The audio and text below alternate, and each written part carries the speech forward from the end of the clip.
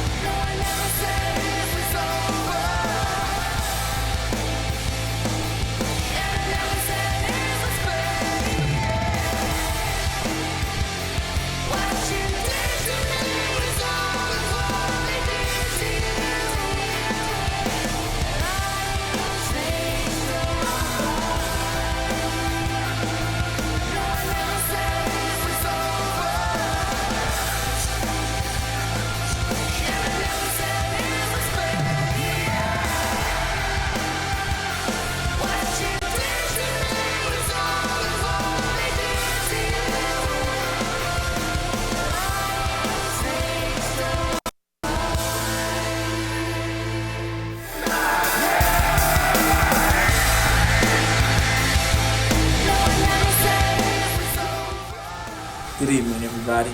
Welcome to Fight Night in the Bay. Ambition Empire card. We got an action-packed card tonight. 6 great fights. A lot of hot prospects. You wouldn't want to miss this. Stay tuned. Oh yeah, I forgot to mention, I'm the main event.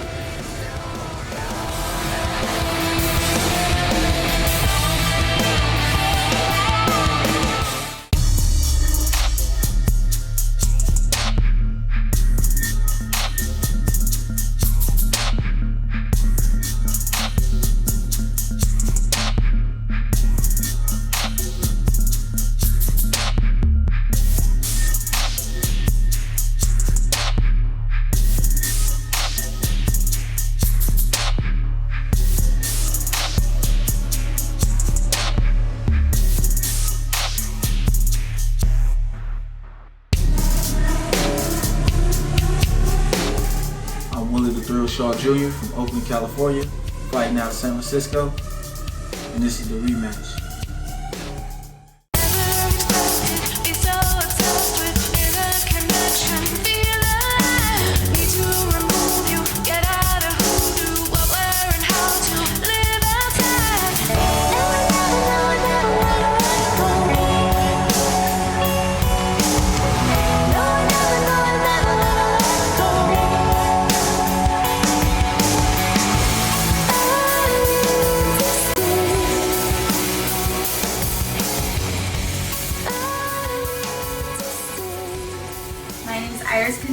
I'm from Richmond, California, and I am La Pequeña.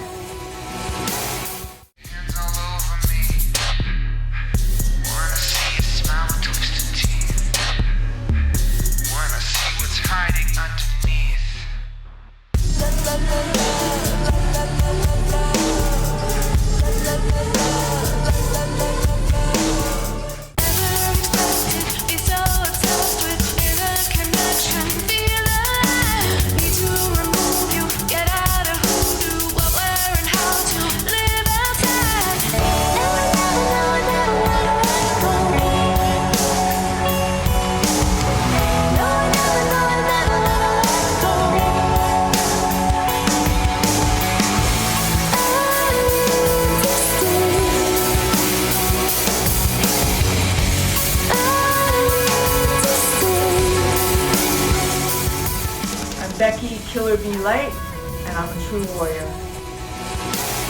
Broken people, broken swords, overcoming, desperate drumming, hear the beating of your heart, march to something, war is coming. Colors up, intensify, justice, liberty, denied. Hope is falling, little flies, bloodlust can't be satisfied. You won the battle, I won the war. My name is Salas. I'm from Stockton, California. I'm fighting out of San Francisco, California, and I'm here to put in work.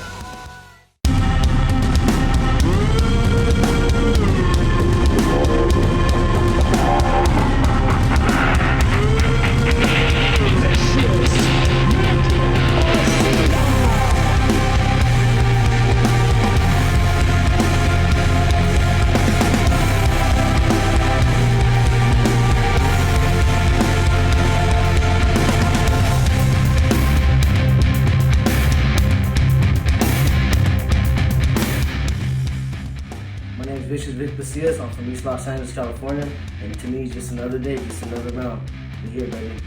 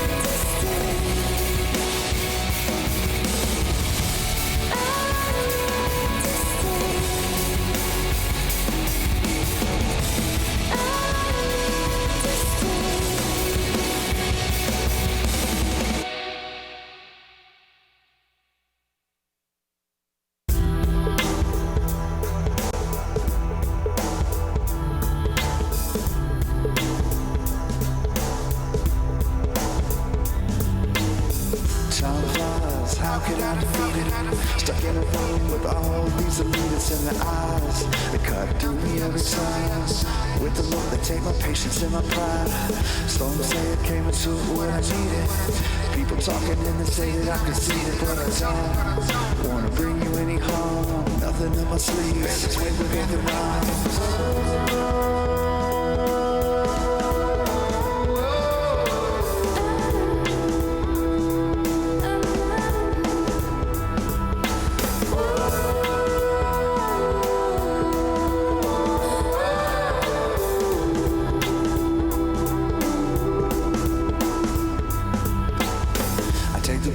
Yeah, the pain is underrated. Curse my name, I'm insane is what you stated, but I'm fine. No, I never cross a line. Under pressure, feeling severed from my mind's eye. Saying on the wrong, history repeated. Headstrong, gone, mentally defeated. Still we fight, like shadows push against the light. In the dark we find a spark burning out. So bright, got me saying what I'm saying like I want to. Game you got me playing, left me on a need to know.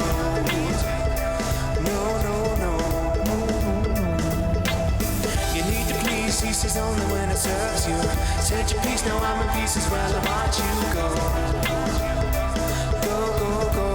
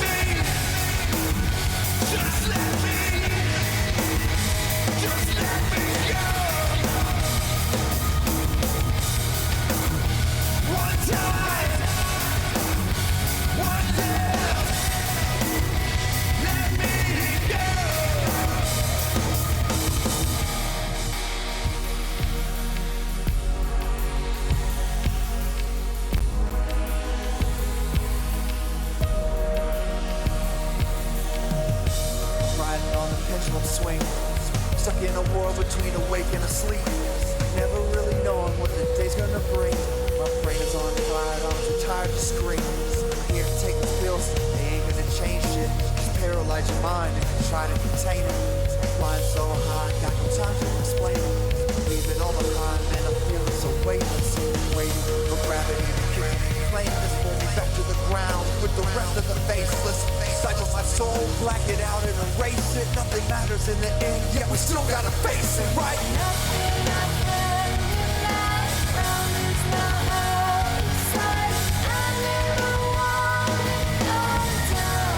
Yet we still gotta face it, right?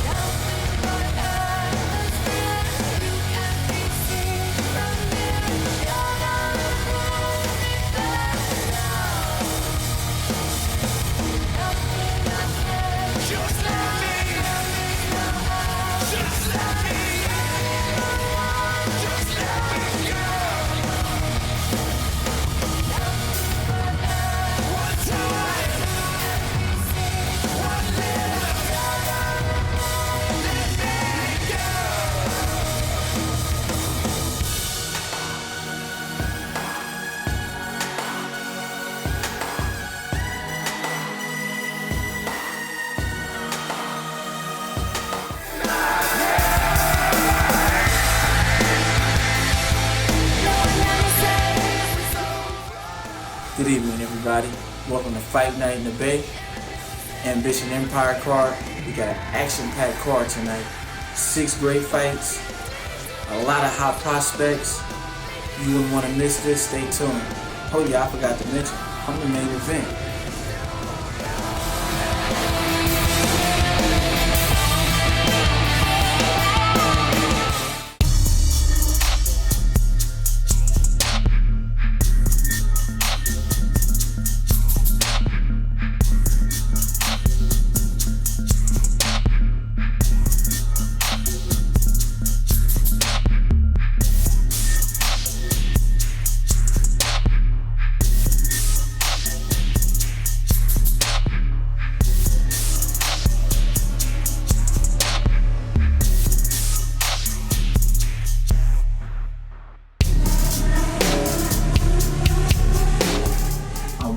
Shaw Jr. from Oakland, California, fighting out of San Francisco, and this is the rematch.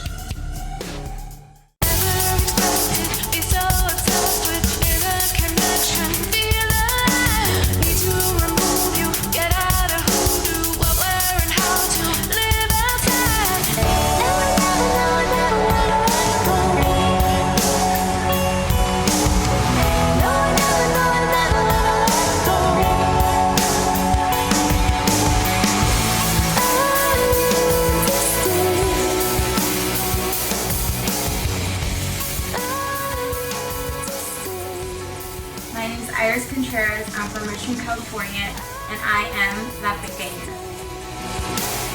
Hands all over me.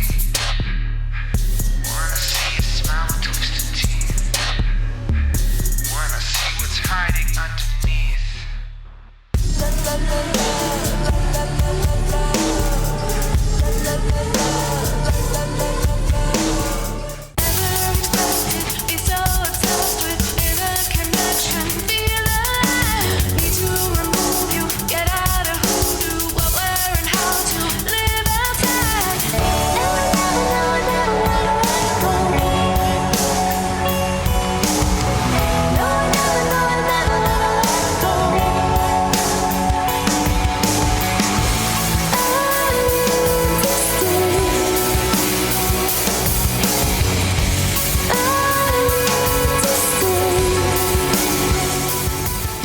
Becky Killer Be Light, and I'm a true warrior.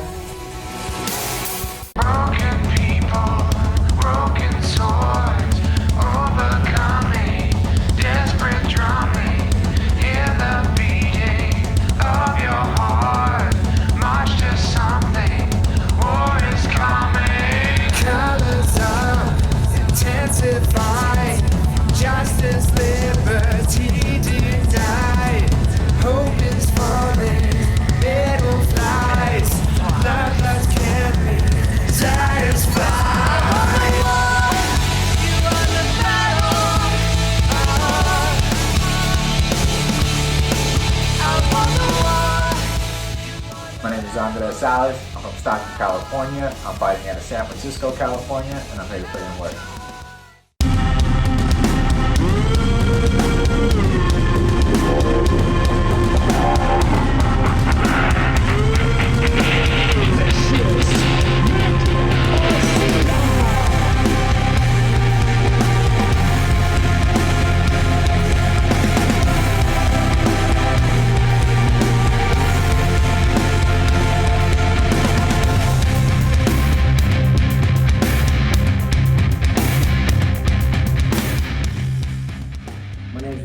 Pasillas. I'm from East Los Angeles, California, and to me, it's just another day, just another round. We're here, baby.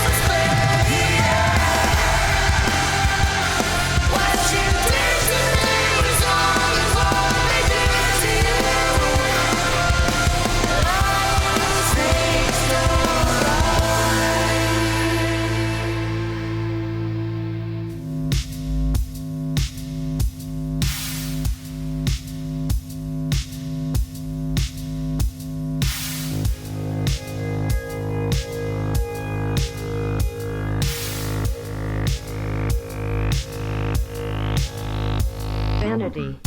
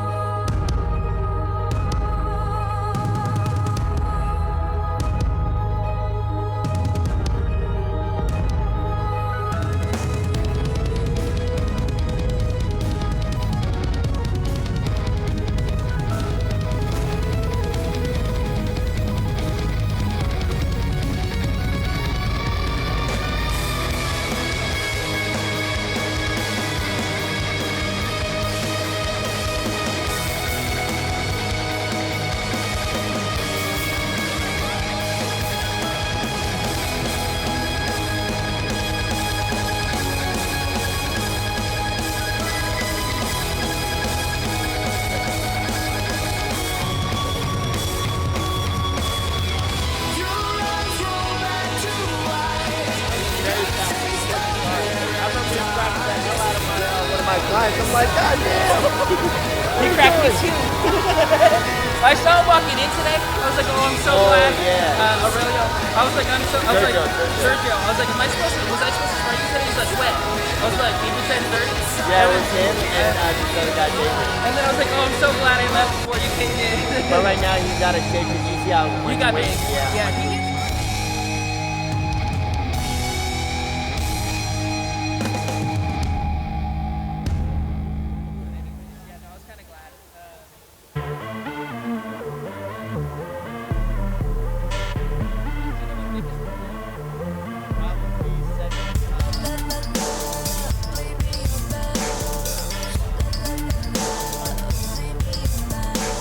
So, out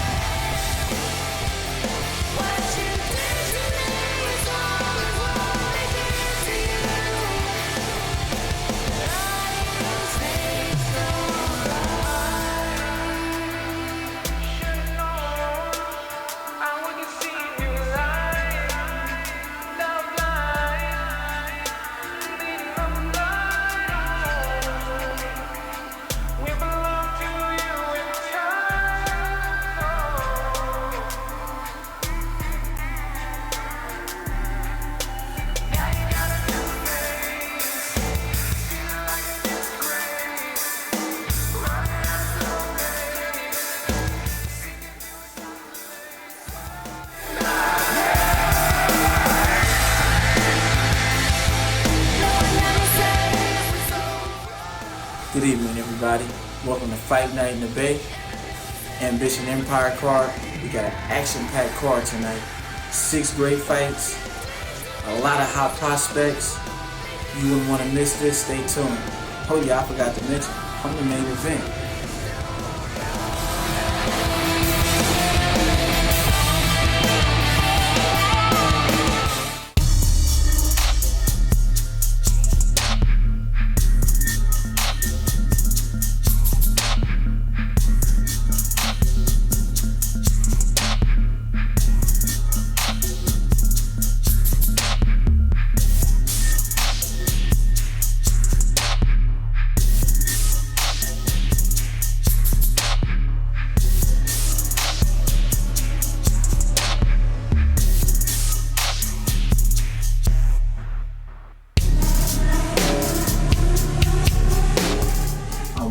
Shaw Jr. from Oakland, California, fighting out of San Francisco, and this is the rematch.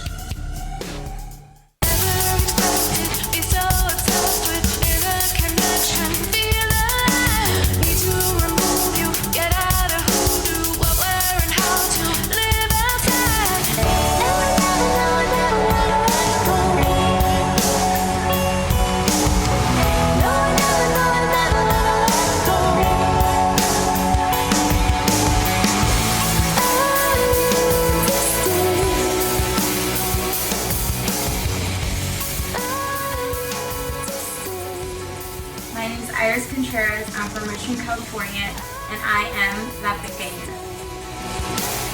Hands all over me. Wanna see you smile and twisted teeth. Wanna see what's hiding underneath.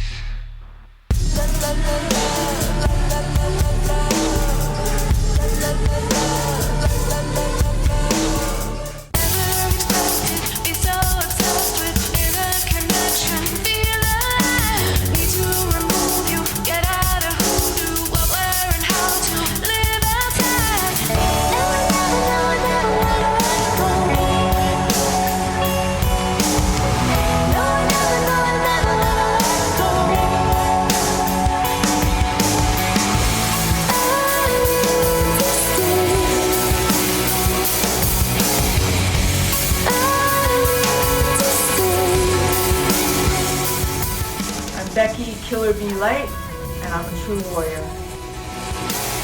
Broken people, broken swords, overcoming, desperate drumming. Hear the beating of your heart, march to something.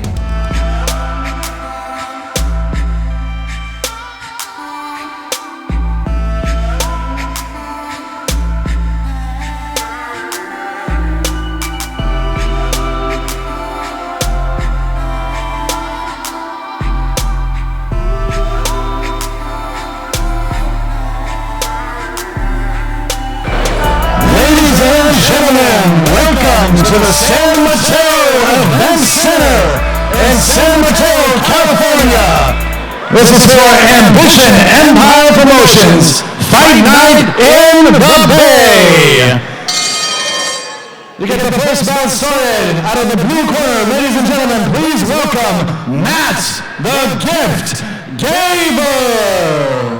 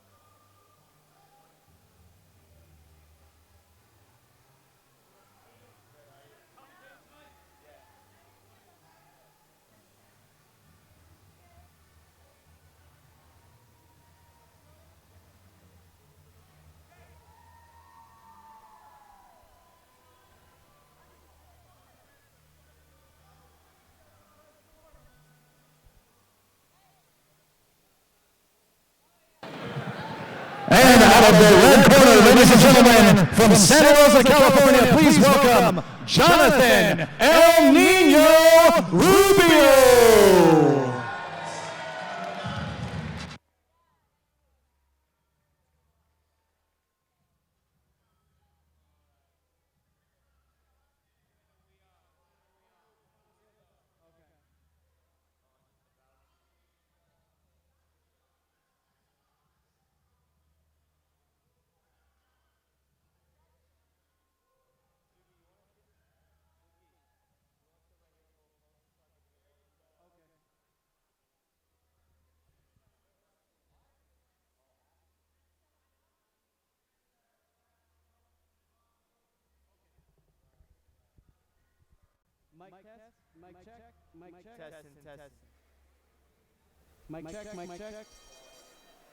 Ladies and gentlemen, for this first bout of the evening, first fighting out of the blue corner, wearing white with red and blue trim, standing 5 feet 7 inches tall, weighing in at 139 pounds, with a professional record of 0 wins, 1 loss, 3 losses, 1 draw, fighting out of Bakersfield by way of Santa Maria, California. Ladies and gentlemen, please welcome Matt the Gift Gabbard. And his opponent fighting out of the red corner, wearing blue with gray trim, standing 5 feet 8 inches tall, weighing in at 138 pounds, with a professional record of 1 win, 0 loss, fighting out of Santa Rosa, California. Ladies and gentlemen, please welcome Jonathan El Nino Rubio. And when the action begins, your referee in charge, Michael Margado. Look here, guys. You got your instructions in the dressing room, okay? This belt line looks good, and so does this here as well. All right, protect yourselves at all times. Most importantly, listen to my commands at all times. Touch gloves now. God bless you both. Jonathan Rubio is 19 years old. Matt Gabbard, 21 years Neither old. one of them looks real wet, but we'll see what. Everybody's got to get out the ring. And first round, it's on. So it's a battle of 2 very young fighters coming out. Matt Gabbard, kind of a journey guy from LA, and Jonathan Rubio, Southpaw from Santa Rosa. Both kind of.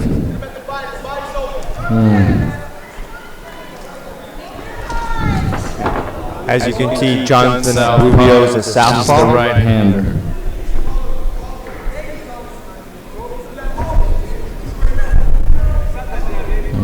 Looks like Rubio's trying to land the left hand early in the fight.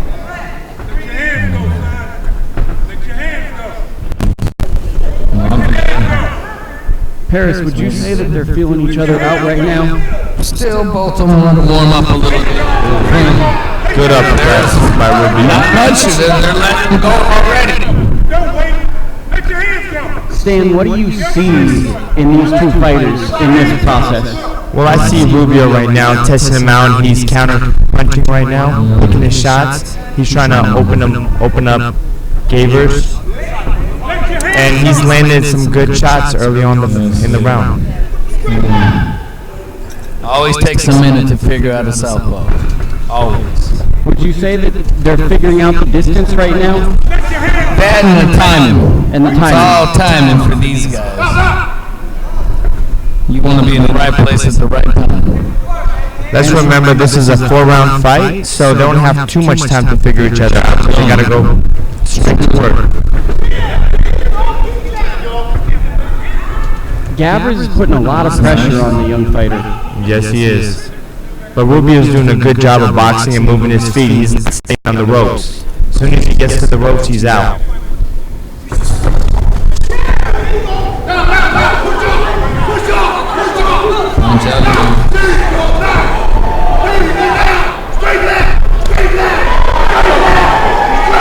Good job by Rubio.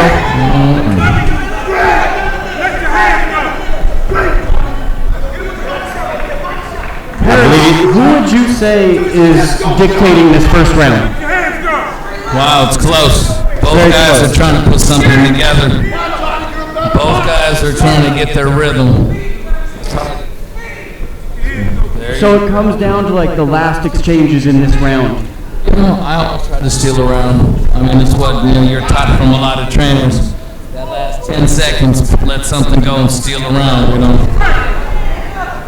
Stan, what would you do in this situation or advise someone in a close round? Well, what I see is that I see Gabbard is missing a lot of punches. He's staying busy, but he's missing. Nice. Rubio's doing a good job of landing solid shots right now. Good end of first round. That was a close round. That's a very close. I think that no one feels safe with that kind of round. Very good round, but I like how Rubio landed his shots in that round. More accurate than Gabbard. Kind of explain maybe to the listener why you favor it, because they might not know that boxing. He's picking his shots. He's landing a lot cleaner shots right now. What I see from Gabbard, he's putting the pressure, but he's just throwing punches. He's not really trying to be accurate. He's trying to stay busy, but he's missing a lot. He's wasting a lot of energy. That might catch up to him if it gets to the third round.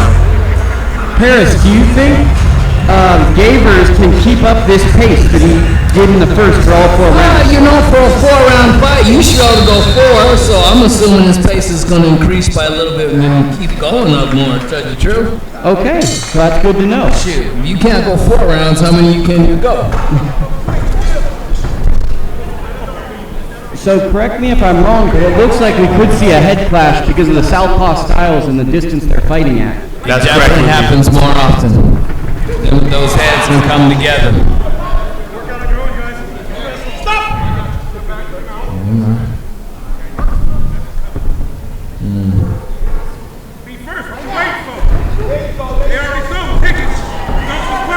I think there was a head clash right there. Rubio's impressing me with his ability to make his opponent miss in this round. Yes, he is.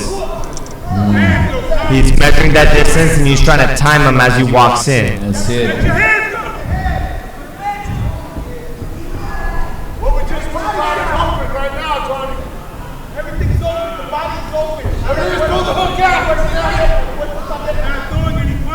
That's right, let your hands go. Gabbard needs to do a little better job of... Sounds like somebody hurt him. Someone in the audience said to punch and they sure started to. Do you think with that combination, Rubio might have found his timing and rhythm a bit? He's definitely he's trying to get it and he's getting closer. It looks like he's setting up a left uppercut followed by a right hook. Yeah, his opponent is dropping his hands already and he sees it. Let's see if he can do something about it. What do you foresee as a great former fighter? What do you foresee in this outcome that you're watching with the matchup you're seeing in front of you with that equation?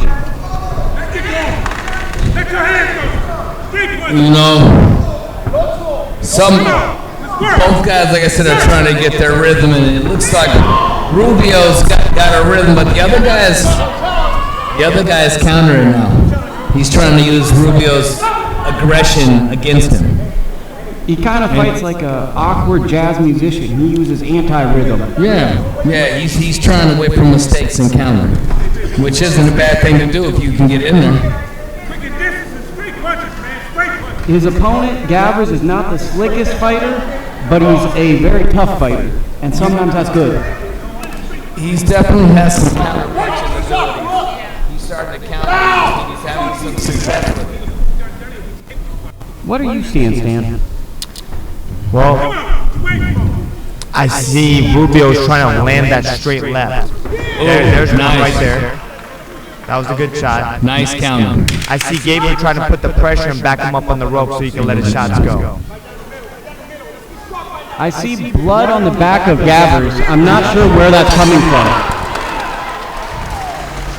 Looks like Rubio's cut on the forehead. Okay. There's blood, a little blood on the forehead. Probably from a head clash. Could be from a head clash. Paris, how do you see this fight after 2 rounds? I got 1 round apiece. Tell you the truth, I got this fight dead even so far. Like I said, this guy is starting to get his counter punching and he's nailed him with a couple of nice counter right hands. So this guy needs to change. Rubio needs to change something up. He needs to show a new look. I gave the first round to Rubio. The second one was very, very close. It could have gone either way. This fight is very competitive matchup.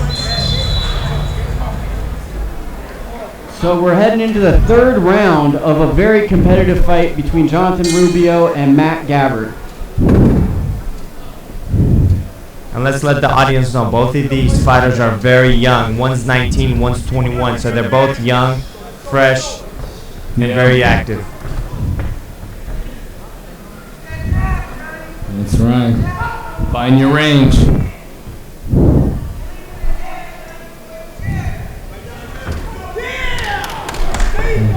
Where's my... It seems like a story of this fight is Gabbard is not respecting Rubio's punches. I would agree with that. Got some moves. I like those moves. Rubio better be careful moving with his hands down like that. He could get caught. So Brett, explain a little bit more of what you're talking about, Stan. Well, he's doing a good job of moving, but when he starts moving his head around the ropes, he drops his hands a little too low. And if Gabbard's a little smart and he's a little accurate, he could catch Rubio while he's moving with a shot that he's not going to see. So I would prefer Rubio to keep his hands up a little bit higher. Yes, not pose, right? Correct. He's starting to pose a little bit. Oh. It looks like Rubio is setting traps there, right, Paris? He's definitely trying to set those traps. But Gabbard is putting the pressure on right now. He's putting good pressure. Punch out. No holding. This guy's trying to use all the little tricks. Trying to counter. Good slip by Rubio. Good counter check nice. hook. So to me, this feels like this is going to be a will fight rather than a skill fight, and who wants to overcome the adversity in this fight. I would agree with that, Lukey. That's it. Who wants it more? They're both very competitive, both very busy fighters right now. They're both letting their hands go. Who are the judges gonna like most, the boxer or the aggressor? Trying to counter. Trying to counter. He's pawing with that jab, but trying to counter.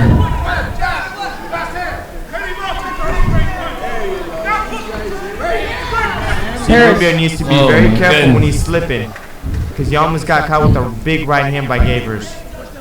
So Paris and Stan, how do you feel about Rubio's hands being low? I don't mind it, but some people I think might wonder why his hands are low against a pressure fighter. I would definitely recommend him to keep his hands a little bit higher. Oh yeah. You know, a lot of fighters use those low hands because it helps them move their head. You know. So it might also help set up maybe a trap, or it also keeps. So it's like an offensive. I mean, with your hands down, your shoulders can move more freely. So for some guys, it makes their head move a little quicker. But this is a close fight. Another close round. Third round was another close round. Yes. I favor Rubio in this fight. I think he's doing just a little bit more. But what do you guys think? I would agree with you, Lukia. I think he's landing a lot more cleaner shots than Gabbard. Gabbard's doing a good job of pressuring, but he needs to be a little more accurate with his shots, not miss so much. Yeah, he needs to have a little more success with his offense. Rubio's having a little more success. That's a great point, Stan. That maybe it's the volume that's keeping the fight competitive. That is correct. So this is the fourth and final round. Let's see who wants it more. This is a very close fight. Who wants it more? Time to put up or shut up.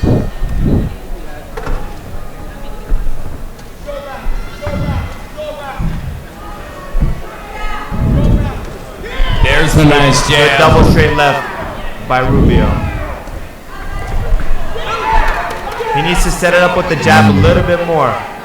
And Gabbard cannot just be walking into straight to shots like that. He needs to set it up with the jab. Well, Gabbard to me looks like he's trying to cheat the game, and what I mean by that is he's not jabbing. Correct. That's it. Last hand. And he's moving the wrong direction. He keeps moving to the right. He needs to step a little over to the left against Rubio.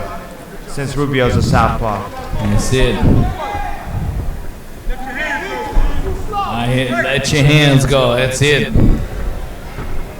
If you were in the corner of either fighter, Paris, what would you say in this fight? I would tell him it's a close fight, and if you want to go out and get it. Whoever wins this round is probably going to win the fight. There's those hands down again, but he gets away with it. Once again. Don't crowd yourself. Don't crowd yourself. To me, the learning experience for both fighters from this fight is distance. They know they need to work on maybe distance in the future from this fight. Exactly. I think that's the learning lesson for both fighters from this fight is distance. And settle down a little bit more. Let's be a little more accurate with the shots. To be fair to both fighters, they're young. Correct. That is correct. This is a great learning experience fight for both of them. I almost got him. Nice. Nice. Nice counter.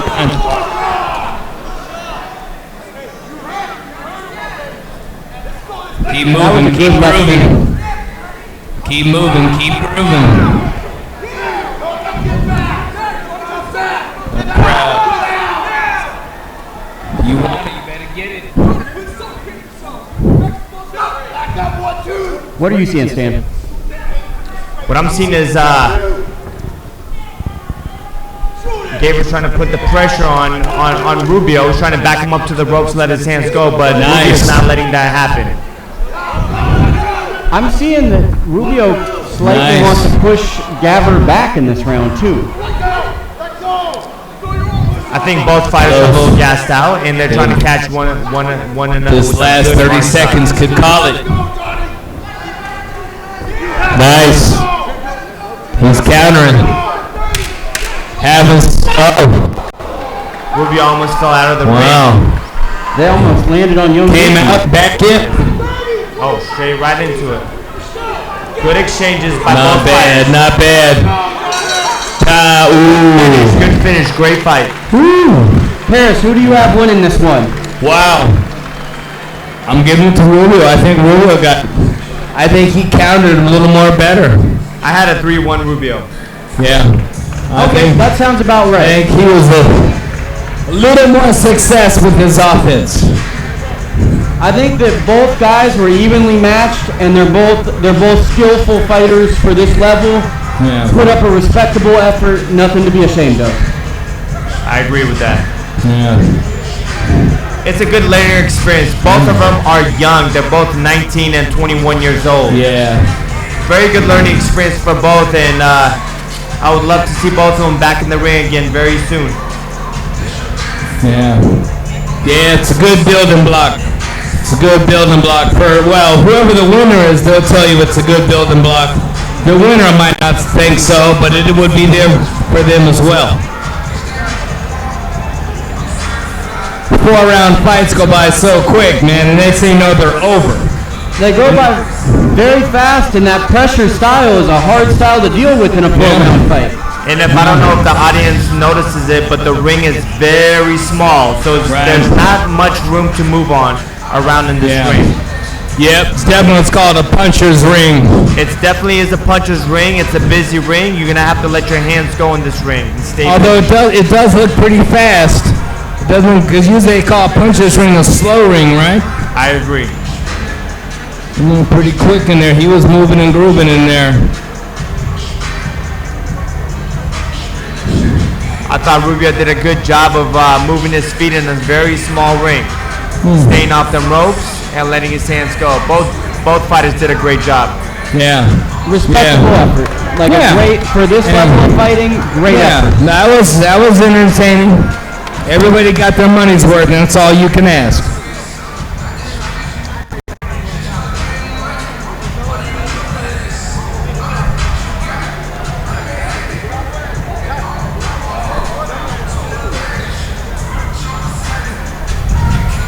And we're waiting on the judge's decision. Oh.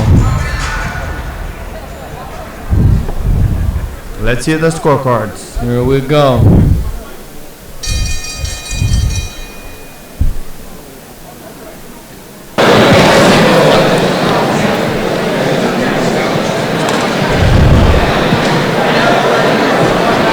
Ladies and gentlemen, after 4 rounds of action, we go to the judges' scorecards. All 3 judges score this bout 40-36 for the winner by unanimous decision out of the red corner, Jonathan El Nino Rubio. Rubio is your winner out of the red Wow, they gave it to him 4-0. Yeah, I mean that was Not bad, not those bad. scores don't reflect the fight, but I could see getting to that scorecard. Yeah, I had it 3-1, but you never know what you're going to get in boxing when it comes to scorecards. Well, I guess what I'm saying is, like, you don't think of that fight as like a blowout, but you could easily give Rubio all 4 rounds. Yeah. They did. The judges had no problem giving them all 4 rounds. So I don't think I would either. Unanimous decision, but very competitive fight. Very competitive. Close rounds.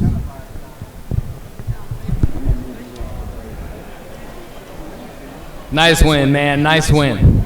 Nice moves.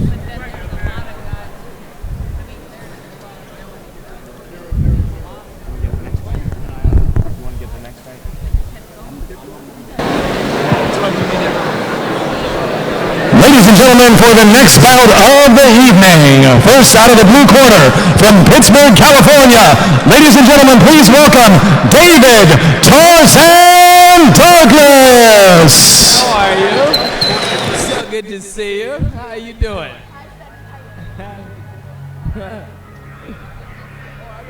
All right, Eliza Olsen just came by.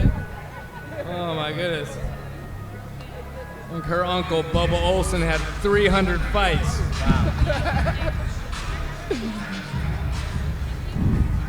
How those guys went back in the days and fight once a week, I don't even know. That is crazy. Oh my goodness. The Archie Moore guys, right?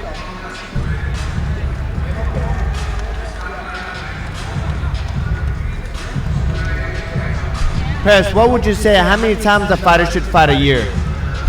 Starting off. Wow. He's got a My black first hoodie. year I had 8 fights, and that was a good year.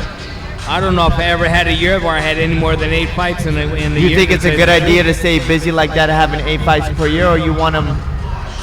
Back when I first started, I thought it was good to have that many because I was still learning and still trying to put my rhythm and find out what I was good at. Yeah. So I thought, and when you're young, it's easy. Yeah. When you're younger, you know, unless if you don't get injured, it was smooth sailing. All right. I'm gonna guess what we got here. I'm gonna guess 160. Next bout, we have in 160 pounds, we got Chris Washington. And fighting out of the red corner from San Jose, California, ladies and gentlemen, please welcome Chris the Royal Washington. Come out and play, yay! Who we working with?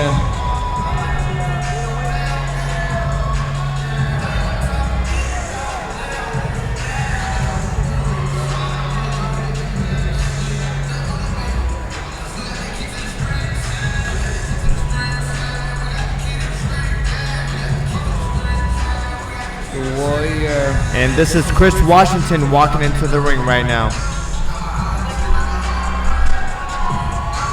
Representing San Jose, California.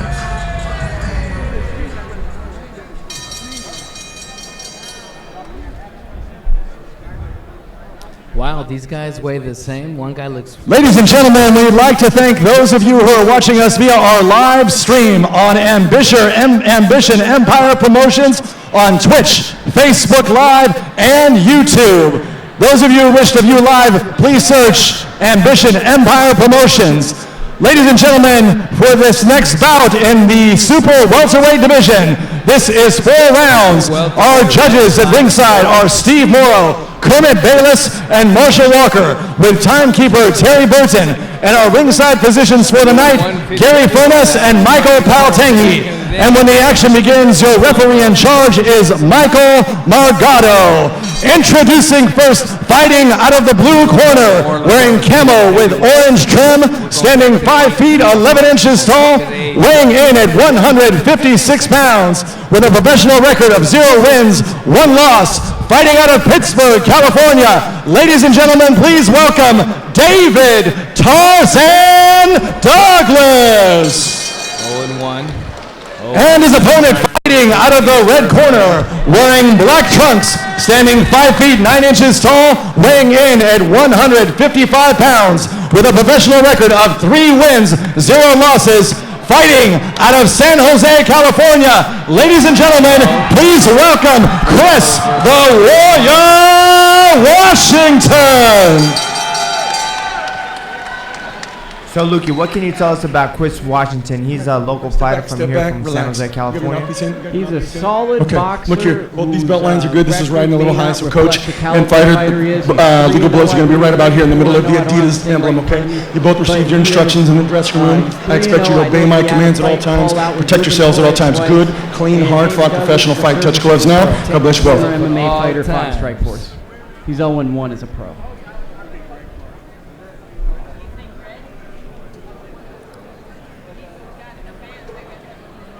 So this is another 4-round fight. This is just gonna shoot by. 4-round fight. You gotta go out and get busy right from the get-go. See what happens.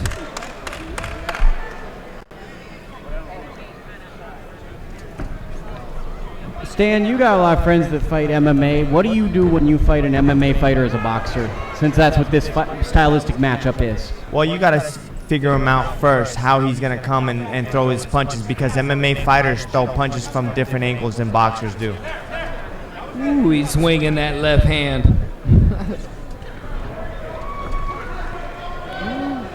All right, they both winging them. That's good to know. It looks like the intention from Douglas's punches are not nice. Nah, he is definitely throwing them with bad intentions. Looks like they're both trying to earn each other's respect right now by throwing hard, solid shots.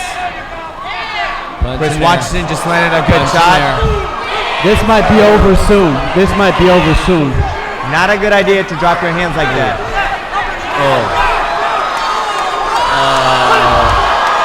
It's over. Well, tried to play that tough guy role. Well, that's what happens, ladies and gentlemen, when you drop your hands. Always keep your hands up. Rule number 1 in boxing. Always keep your hands up. Not very smart. So that fight lasted all of 1 minute and 6 seconds. Yep. Keep your hands up at all times. Paris, you barely got to talk in that one. Recap the fight.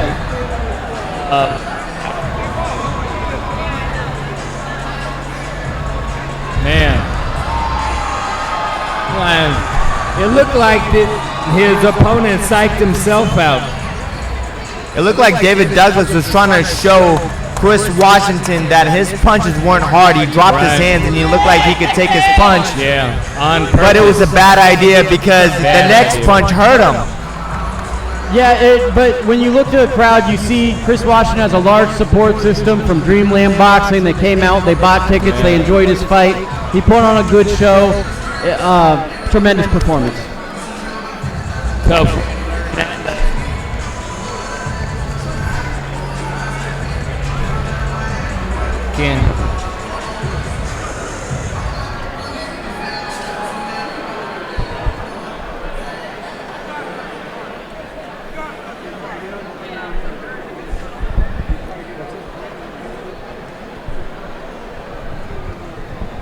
So it appears Douglas is still hurt. He's getting checked out by the doctors, which is a good idea. You want to make sure that the fighter is always feeling okay after the bout. He took some very hard shots, especially when his face was facing the canvas. He got hit on the side of the head. Go. Dreamland. Yeah. Chris Washington, one of the nicest fighters also. Took. Well, this just shows you cannot play boxing in here. Boxing is not a sport to play with. Tough way to learn that lesson. Keep your hands up at all times. Man. Congrats to Chris Washington.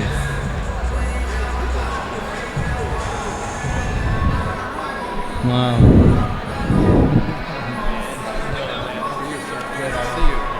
Good to see you. Ed Kalani's been a referee forever. Stan, what's the next fight? Next fight is we got next. If it's Andreas, then LeRon's gonna switch with you. We mowing through. Next fight we got Andreas Salas versus Fernando Caro. Yes. And we're passing the mic on to LeRon Mitchell, heavyweight contender.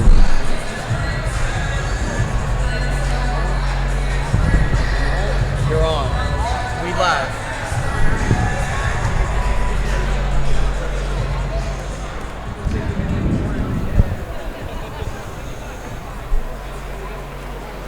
Boy, that was a vicious knockout.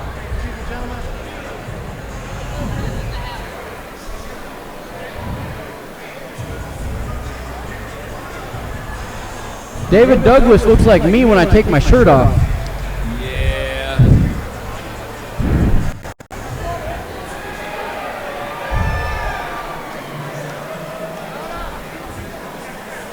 Tough way to learn that lesson. Good sportsmanship after the fact. Got to keep your hands up. Oh, you're on the mic. Ladies and gentlemen, referee Michael Margado has called a stop to this contest at 1 minute 6 seconds of the very first round, declaring the winner by knockout, Chris the Royal Washington.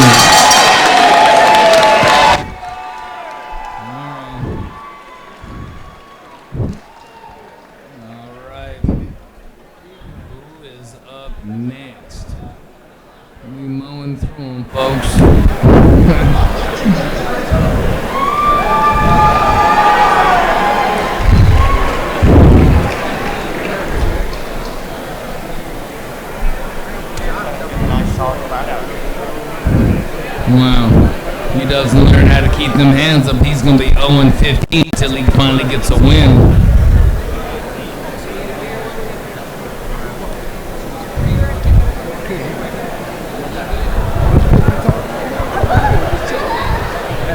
We don't. There you go. Get them shots. Set up on the top. Let me know when.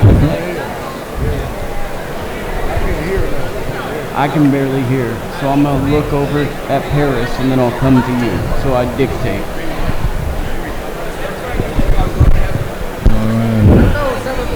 All right. Dreamland in the house.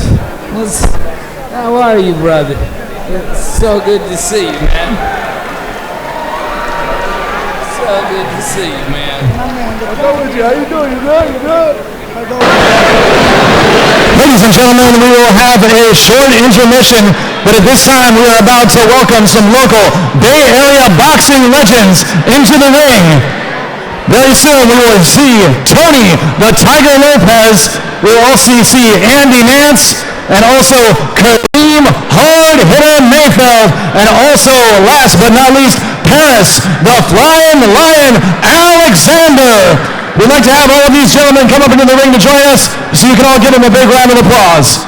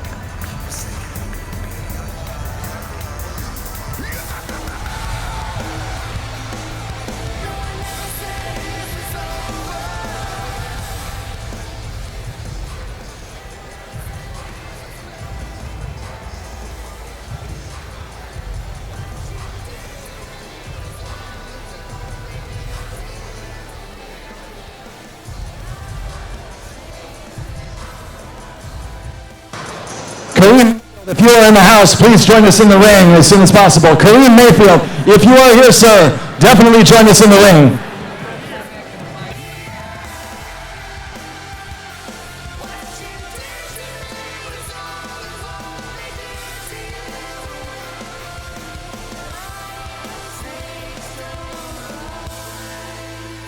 Ladies and gentlemen, we have some special guests in attendance tonight. First of all, these are all local Bay Area boxing legends. First of all, we'd like to introduce, he is known as a three-time world champion in the 130 to 135-pound weight class. Ladies and gentlemen, let's give a welcome to Tony the Tiger Lopez. This is what it's all about, gentlemen. The boxers, the fighters are here for you in the Bay Area, and you make this possible by buying tickets to see gentlemen like these fight. Also, with us tonight, he has a professional record of 24 wins, 14 by way of knockout, 1 loss. He is formerly ranked as the #1 contender. Ladies and gentlemen, please welcome Andy Nance.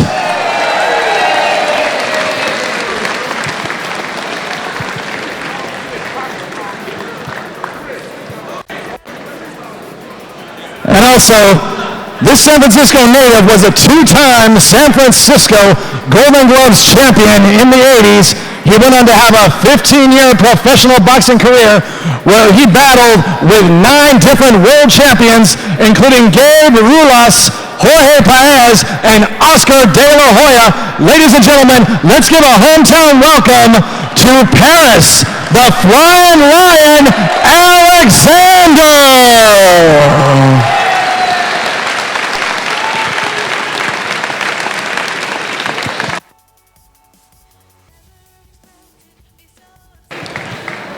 Ladies and gentlemen, once again, thank you for welcoming these Bay Area boxing legends in the ring.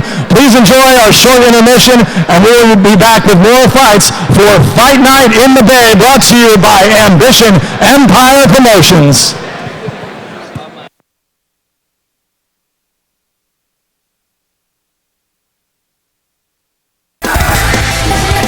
Hello everybody, my name is Salas. I'm next on the card. I hope you're all enjoying the fights. I'll be having a rematch next fight with Fernando Barros.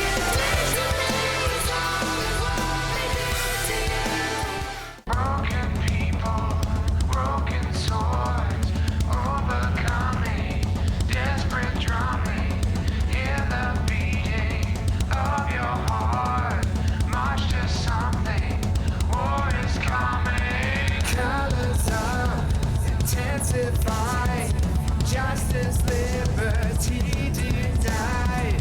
Hope is falling, it'll flies. Blood can't be satisfied. You won the battle. I won the war. My name is Andres Salas. I'm from Stockton, California. I'm fighting out of San Francisco, California, and I'm ready to put in work.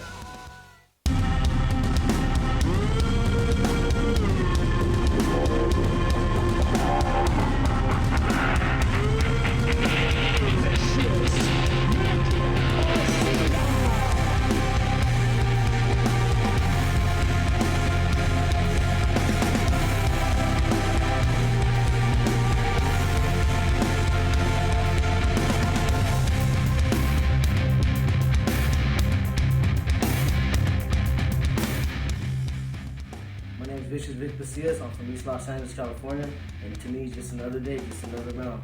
We're here, baby.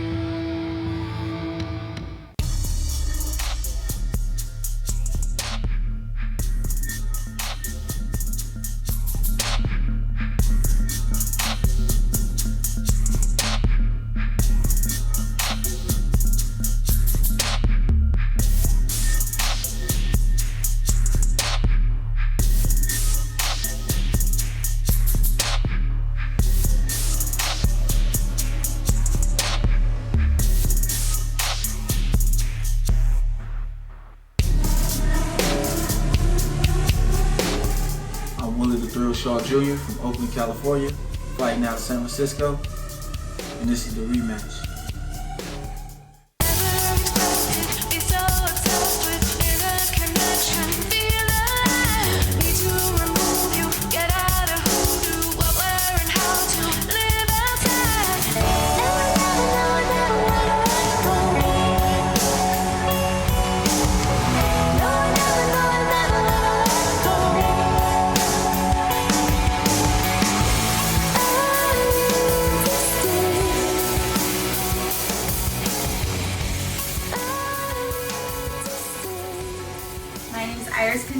I'm from Richmond, California, and I am La Pequeña.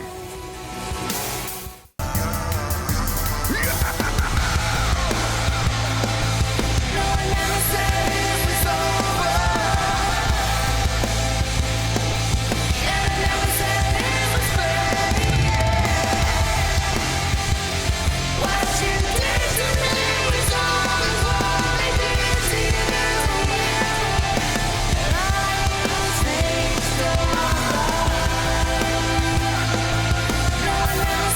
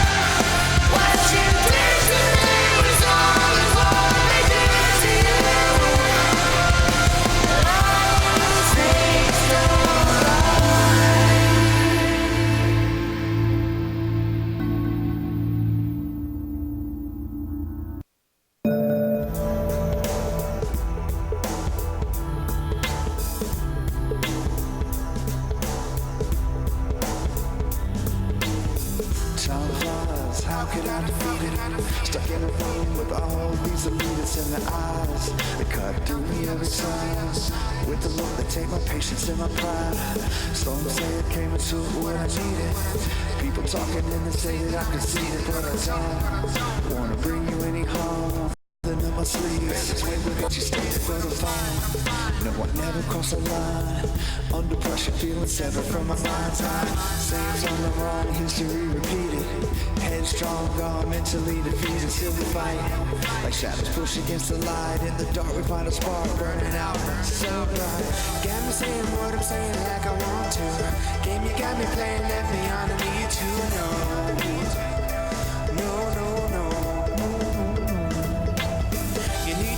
Peace is only when it serves you. Set your peace, now I'm in pieces. Well, I watch you go. Go, go, go.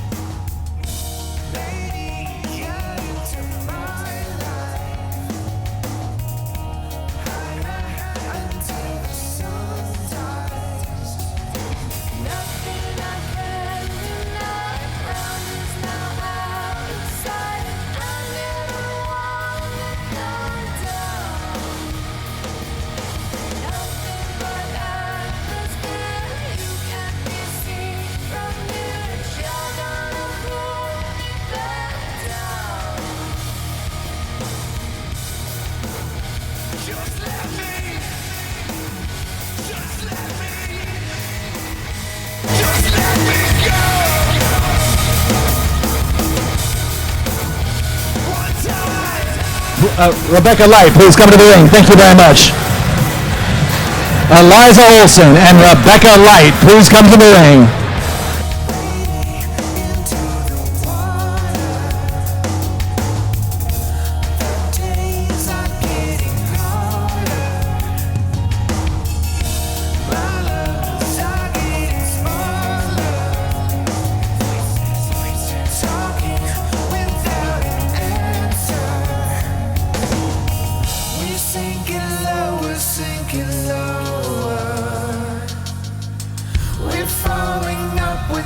control.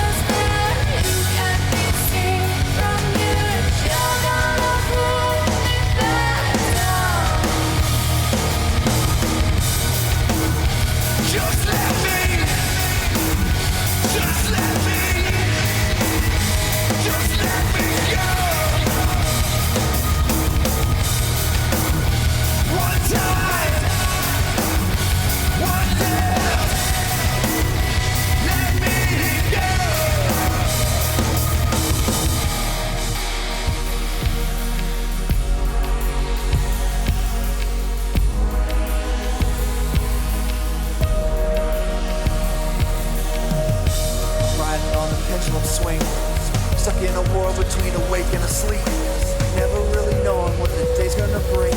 My brain is on fire, arms are tired to scream. Here to take these pills, they ain't gonna change shit. Just paralyze your mind, try to contain it. Flying so high, got no time to explain it. Leaving all behind, man, I'm feeling so weightless. Waiting for gravity to kick me, flame this pull me back to the ground with the rest of the faceless. Stifle my soul, black it out and erase it. Nothing matters in the end, yet we still gotta face it, right? Nothing happened, last round is not outside. I never wanted to come down, yet we still gotta face it, right? Nothing but atmosphere, you can't be seen from here. You're gonna pull me back down. Nothing happened, just let me. Just let me. Just let me go. One time. One live. Let me go.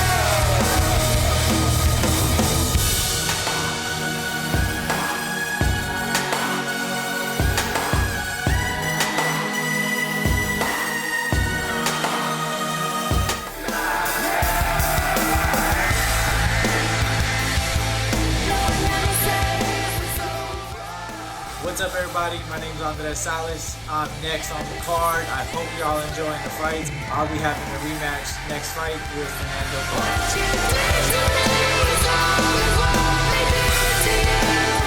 Broken people, broken swords, overcoming, desperate drumming. Hear the beating of your heart. March to something. War is coming.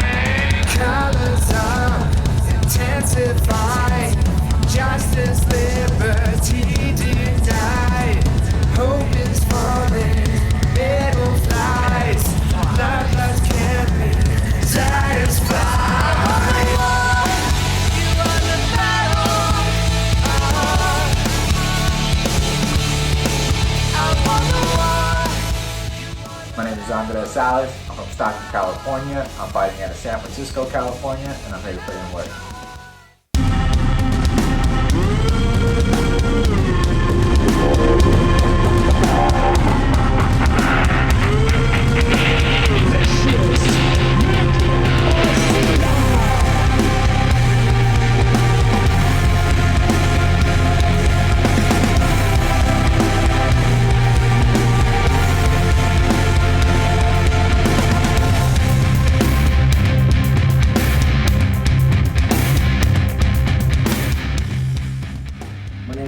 Pasillas. I'm from East Los Angeles, California, and to me, it's just another day, just another round. We're here, baby.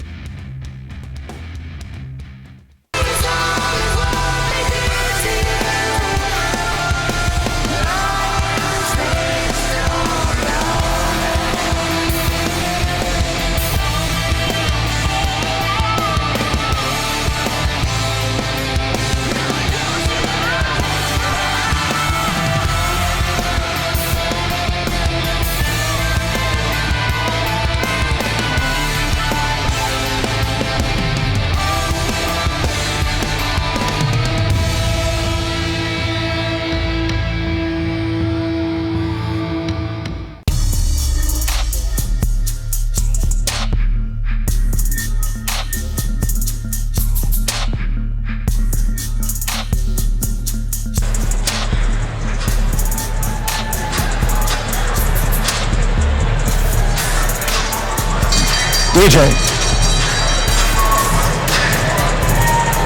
Ladies and gentlemen, I'd just like to call your attention to what we have as our ringside announcers tonight. First of all, we have, he is a boxing insider. He runs itrboxing.com. Ladies and gentlemen, please welcome Lukey Cattell announcing for us. Also sitting ringside announcing for us, he is a pro boxer with actually 20 wins, 6 coming by way of knockout with only 2 losses, and he has a main event fight coming up October 25th in Reno, Nevada. Ladies and gentlemen, please welcome Stan the Man Martinic. And also one other special guest is a ringside commentator. He holds a professional record of 16 wins, 14 by coming way of knockout with just 2 losses. Ladies and gentlemen, he is the former WBC Intercontinental Heavyweight Champion. Ladies and gentlemen, please welcome LaRon Mitchell.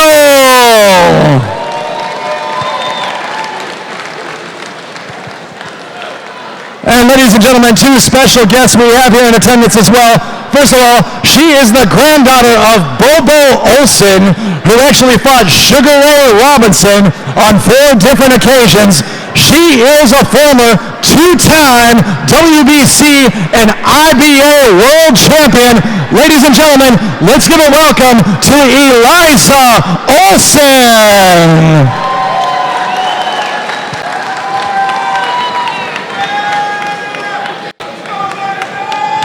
Eliza, we just want to bring you in here one time for the crowd to give you a round of applause while you're inside the ring. Is there anyone you would like to say to the audience at the San Mateo Event Center and for our live audience watching on Twitch, Facebook Live, and YouTube? Just keep up the good fight and love boxing. It's all heart. Love it. Thank you, Eliza. Great to have you here. Okay, ladies and gentlemen, another guest we have here. She was supposed to fight tonight. We got to give it up for her because she trained hard. She made the weight. Ladies and gentlemen, she is in the Guinness Book of World Records as being the oldest woman in the world to win a fight by knockout. Please give a welcome to Rebecca, the Killer Bee Light. Rebecca, you made the way for us. You trained hard. We hope that you and Iris Contreras get to do it again. We hope she gets back real soon. While you're here, we're so happy that you joined us tonight. Is there anything you'd like to say to everyone watching? Yeah, well, thank you so much for this great opportunity, and I really wanted to put on a good show for everybody. I'm sorry that didn't happen today, but next time I will bring it. And thank you again. Fantastic. Thank you so much, Eliza. It's great to see you. One more time for Rebecca, the Killer Bee Light, everyone.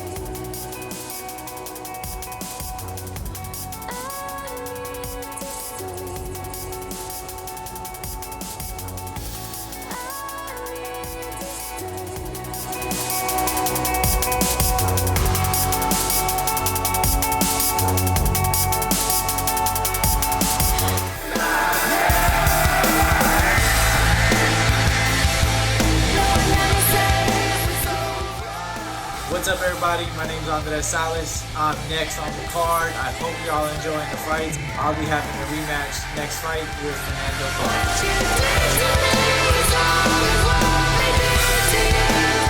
Broken people, broken swords, overcoming, desperate drumming, hear the beating of your heart, march to something, war is coming.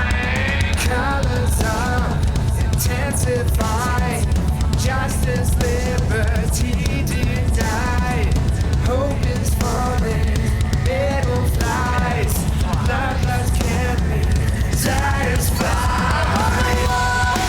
You are the battle.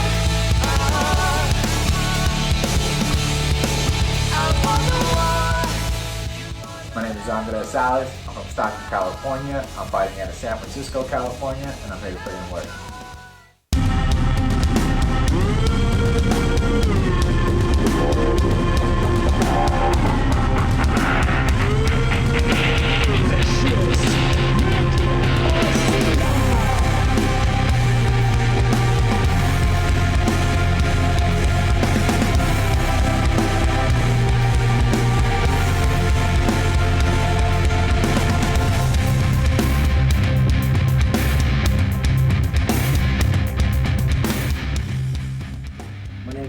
Pasillas. I'm from East Los Angeles, California, and to me, just another day, just another round.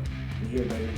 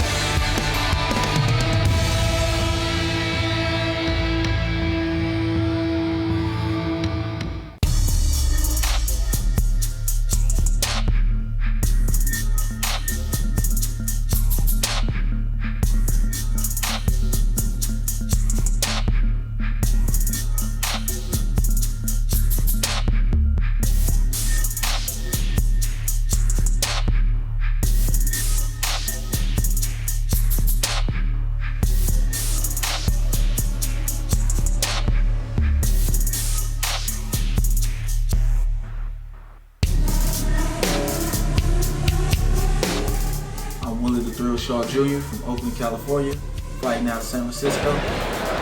Ladies and gentlemen, for this next bout of the evening, fighting out of the blue corner from Richmond, California, ladies and gentlemen, please welcome Fernando El Demoledor Caro.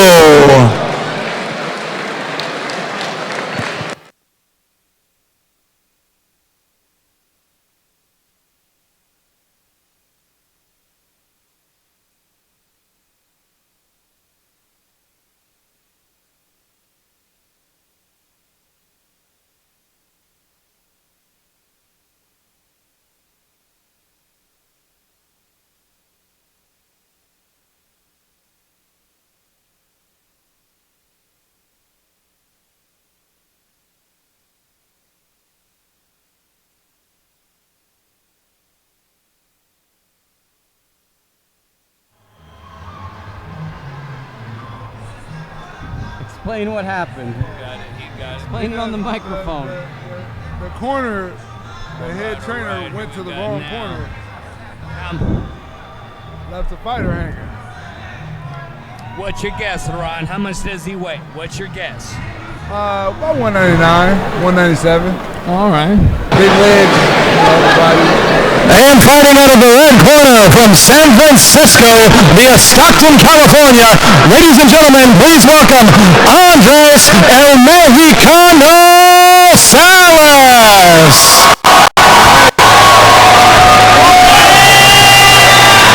Andreas coming after that Earl Spence song.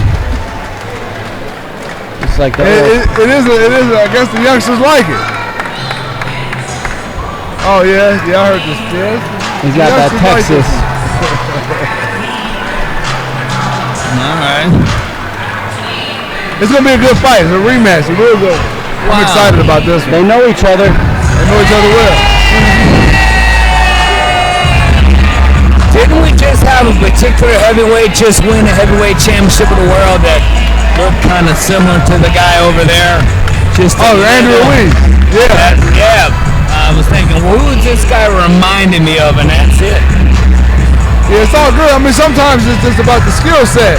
As long as you're working, I mean, in boxing is not about the physique. Obviously, you want a guy that looks good or he has an athletic frame, but you cannot as long always as go you're by what working, they look like. never. If you do that, you've been. Ladies and gentlemen, this next fight is 4 rounds in the cruiserweight division. Introducing first, fighting out of the blue corner, wearing gray with black trim, standing 5 feet 10 inches tall, weighing in at 280 pounds, with a professional record of 3 wins, 2 losses, fighting out of Richmond, California. Ladies and gentlemen, please welcome Fernando El Demolador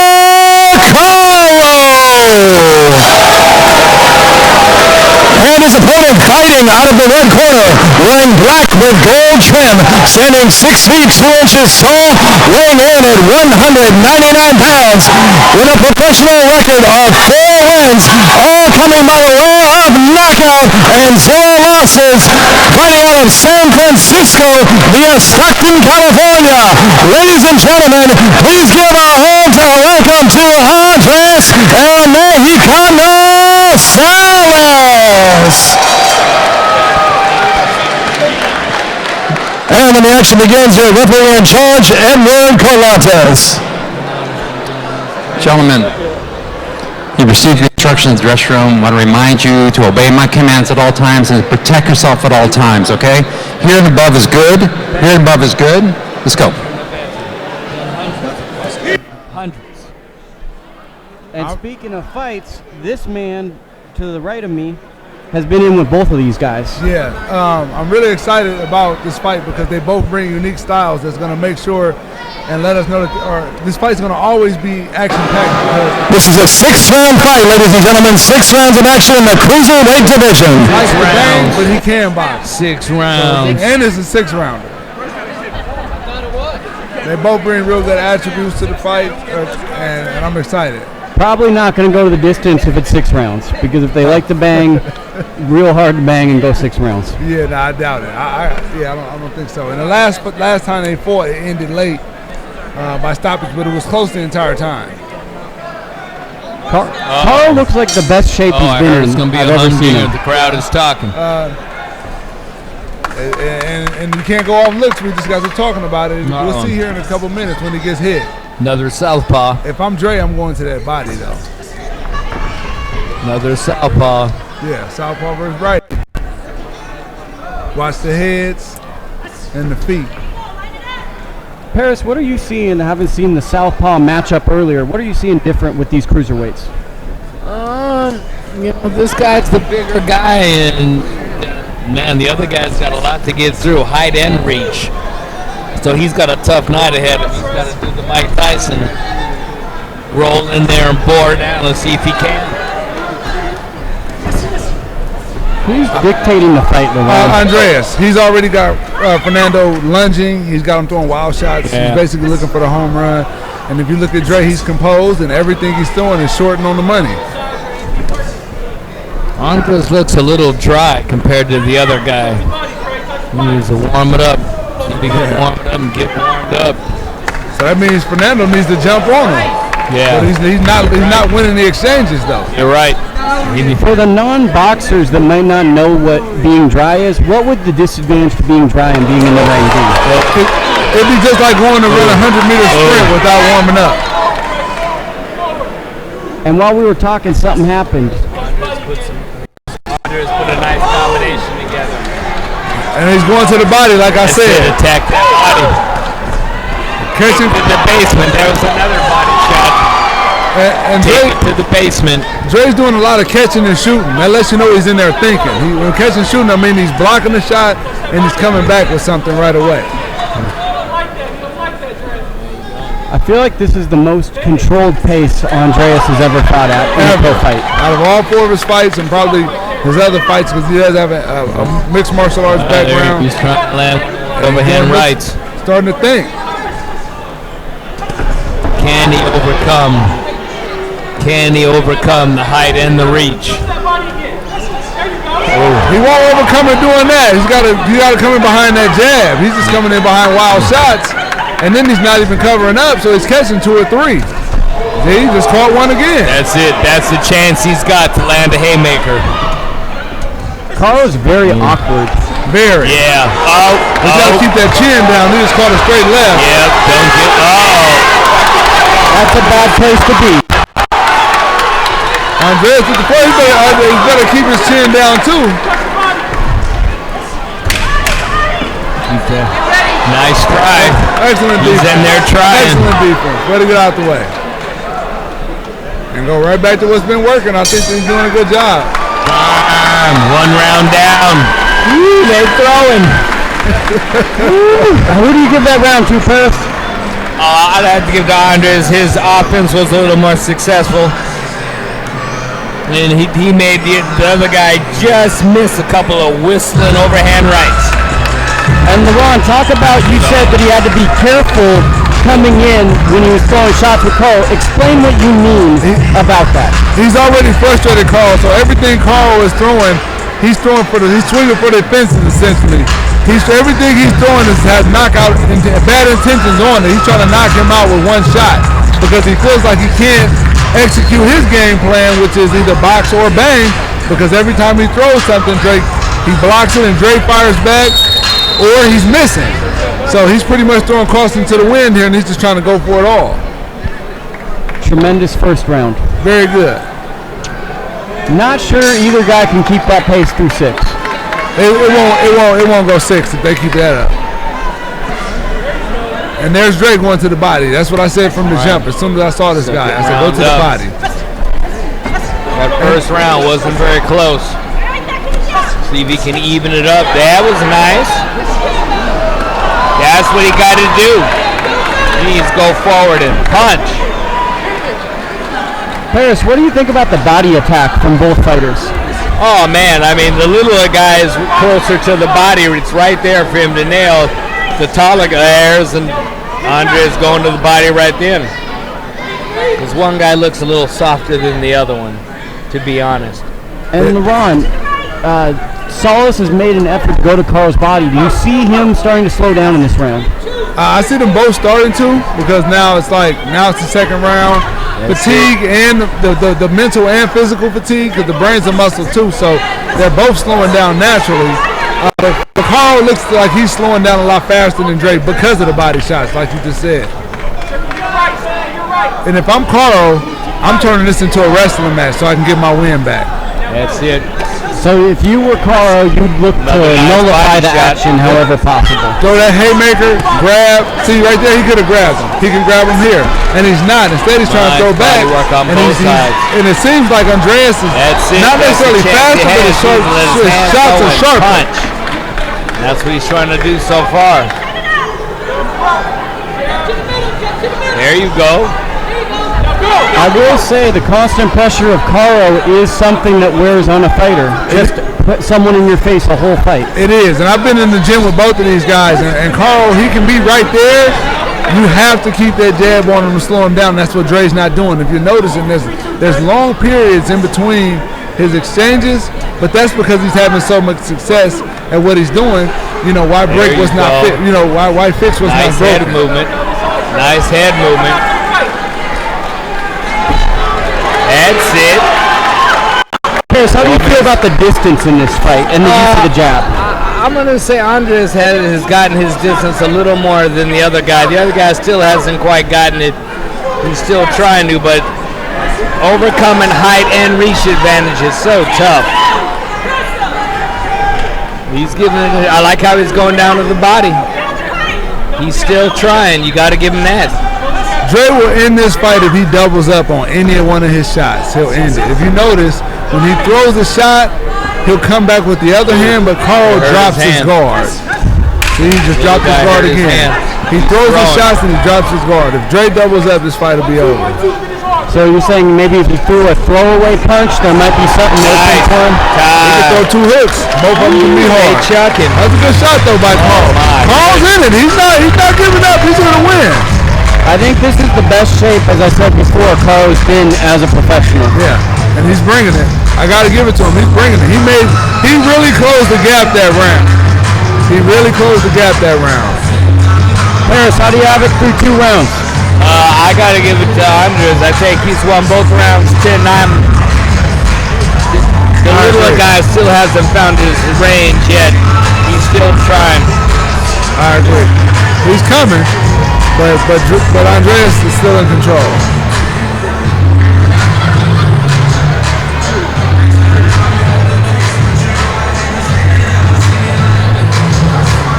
So if you were in the corner, LeRon, what would you tell both fighters right now? If I'm Carl's corner, keep coming.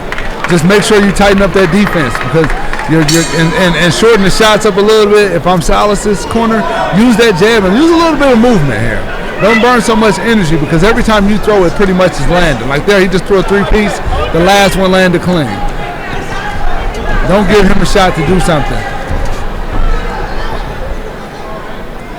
Look like he Man, we in the third round already? We're in the third round. Wow. This fight's going quick. And see, it seems almost like the slower pace favors Salas. The faster, more nice violent, body work. aggressive pace favors Carl. I agree with that. Carl thrives in chaos. Oh, nice. Little guy's starting to take some punishment now. And that's because he's allowing the pace to be slowed down. Yeah. He needs to be right back on him. See? He landed one and he caught 4. I'm noticing Carlo is getting closer. And that's because Reyes is landing more shots. Yeah.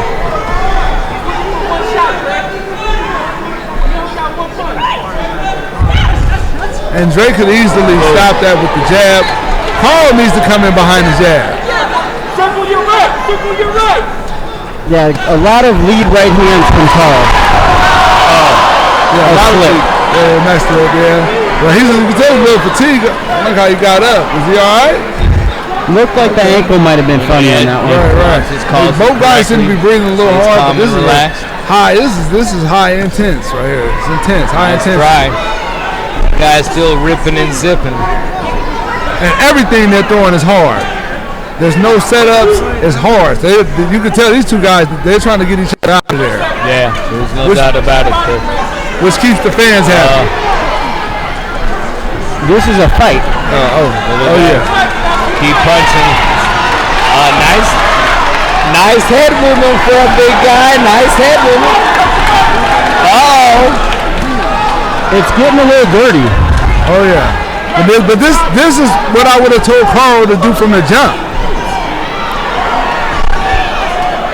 Make sure you run a little bit extra because you're going to burn a lot of energy this fight. Oh, that was nice. And see, that shows the difference between the two. They both threw together. Andreas' left landed before Carl's right because it was straighter. Dipping in. I'm noticing their heads are coming together now. I said that from the beginning. The feet are next. Oh, getting a little sloppy in there now. So what do you mean by that, LeRon, that the feet are next? My opponent's left foot is in front and my right foot is in front. They're going to step on 10 seconds. So we're fighting for that foot position. And as you get tired, you step wherever. Nice head movement. Time. Okay, 3 rounds down. Oh, man. I still give that round to Salas. It's a lot closer. Little guy's still trying. He's still trying to get his range. Looks like it may be a battle of attrition. They both seem to be breathing a little hard suddenly. Don't see who's in shape now.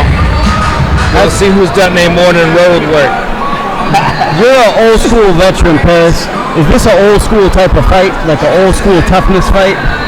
Yeah, they're both trying to overcome. The bigger guy is trying to fight big, and the littler guy is trying to fight little.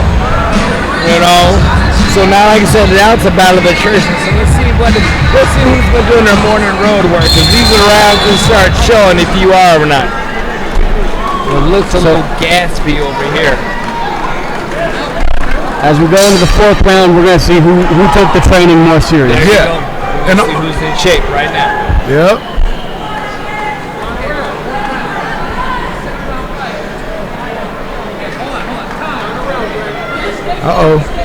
They don't know how many rounds it is. Now they're giving the guys a big break. Because Tim said it was turned into an 8-round fight. Did he say it is 6?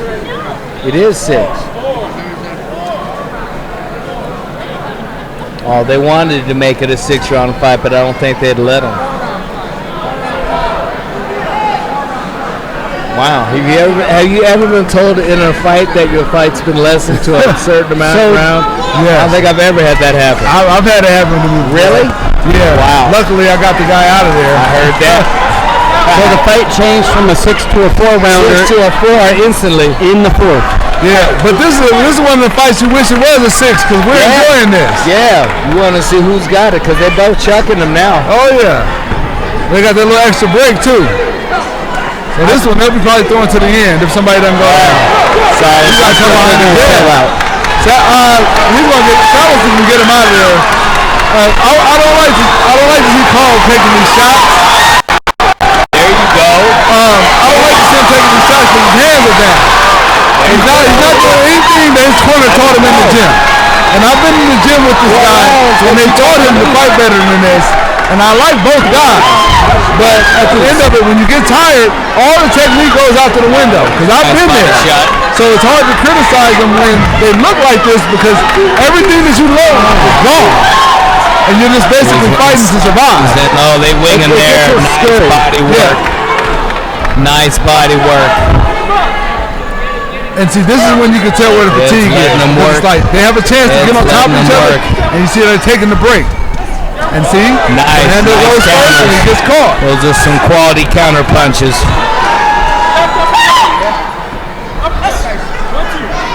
Little slop.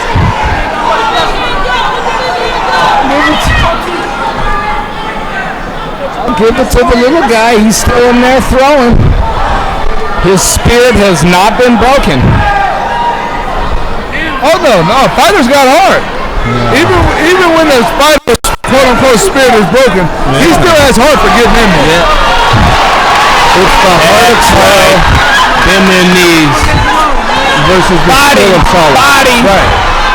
But the thing is, Salas has heart too. If you looked at the last fight, they both showed they had heart.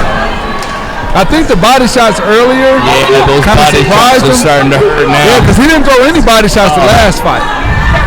Salas, I mean.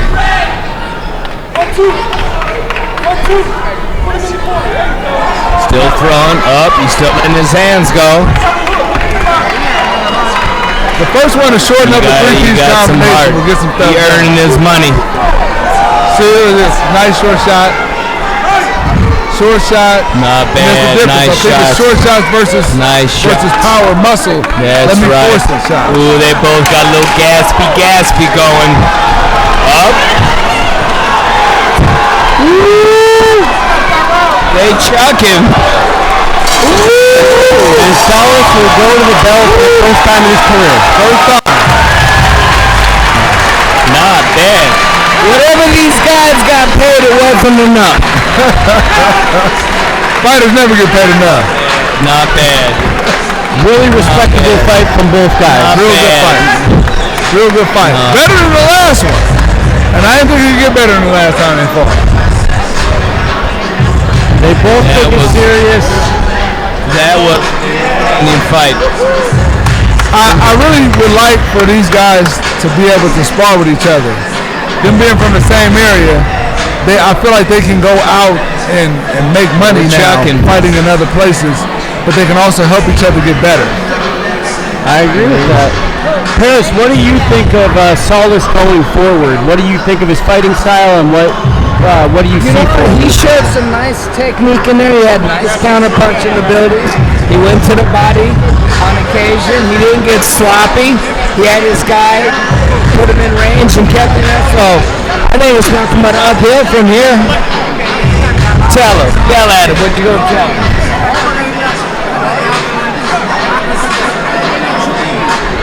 I like both fighters. I really do. I feel like both fighters bring it. They have an opportunity to make some money. They need to help each other get better now at this point. They fought twice. I personally believe Andreas won this one. He obviously won the last one. So now they can help each other get better. And they can both go on and make some money.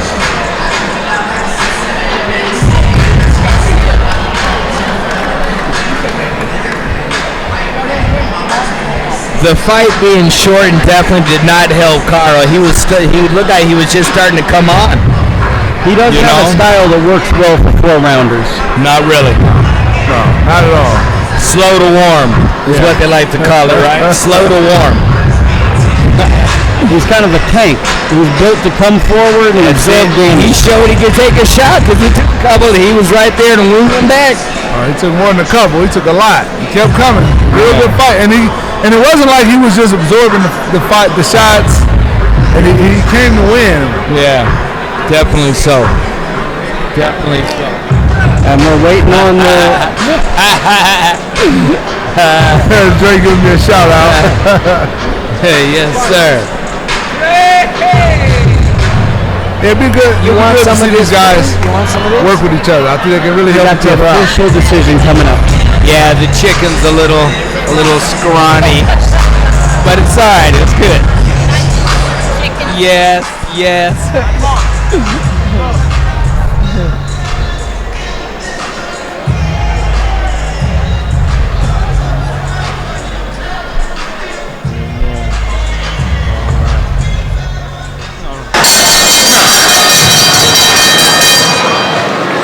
Ladies and gentlemen, let's put our hands together for these two warriors that just gave us 4 exciting rounds of boxing action at Fight Night in the Bay.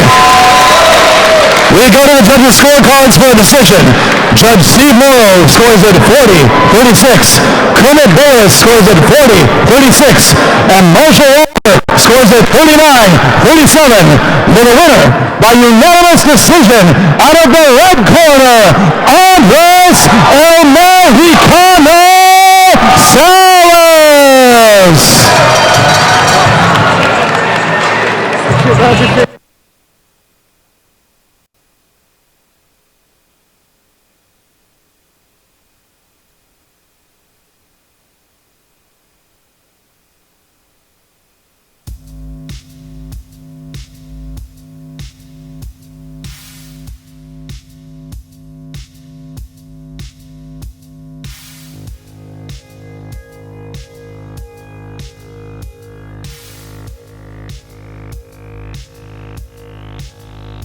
Vanity.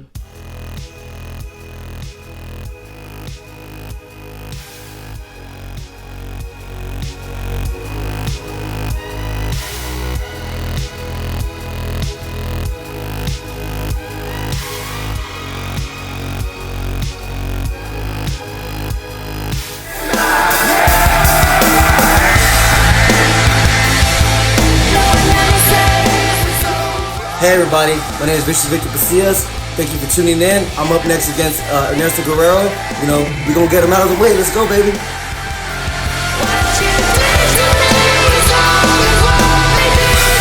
Gentlemen, for this next bout of the evening, fighting out of the blue corner from Agua Prieta, Sonora, Mexico, please welcome Ernesto Monito Guerrero.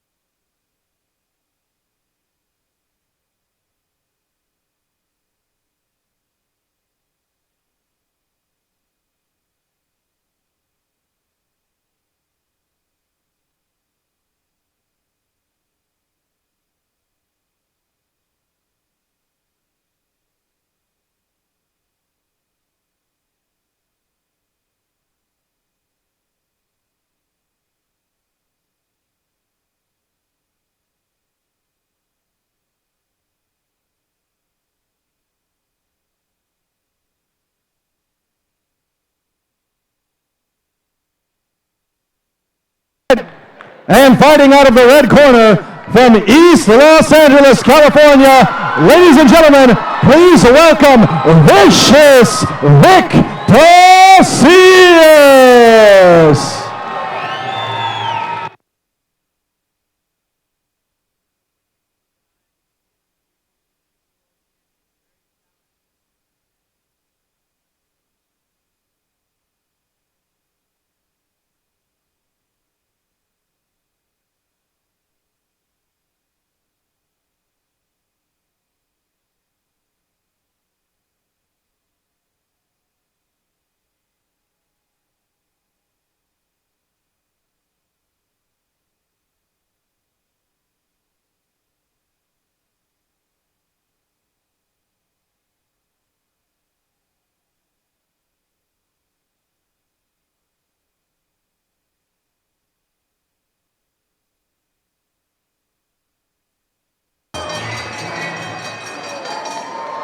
Ladies and gentlemen, for this next bout of the evening, introducing first, fighting out of the blue corner, wearing gray trunks, standing 5 feet 5 inches tall, weighing in at 122 pounds, with a professional record of 32 wins, 22 coming by way of knockout, 28 losses, fighting out of Agua Prieta, Sonora, Mexico. Ladies and gentlemen, please welcome Ernesto Monito Guerrero. And his opponent fighting out of the red corner, wearing black with silver trim, standing 5 feet 5 inches tall, weighing in at 125 pounds, with a professional record of 14 wins, 7 coming by way of KO, and 0 losses, fighting out of East Los Angeles, California. Ladies and gentlemen, please welcome Vicious Vic Pasillas. And when the action begins, your referee in charge is Michael Margado. Come here, you guys. Okay, listen, you guys got your instructions in the dressing room, okay? I expect you to obey my commands and protect yourselves at all times. Both of these belt lines look good, so everything here is legal, all right? Touch gloves now. God bless you both. Good luck.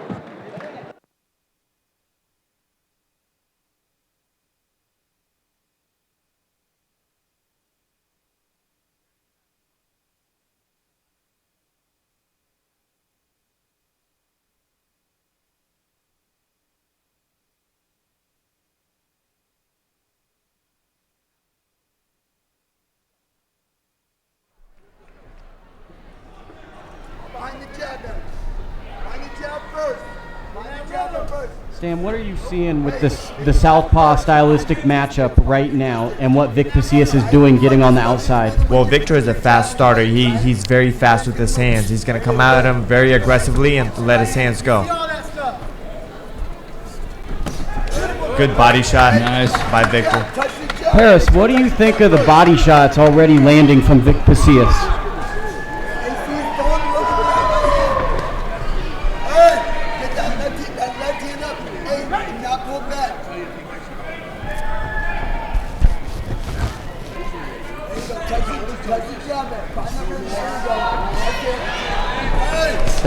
Good combinations by Victor Pasillas.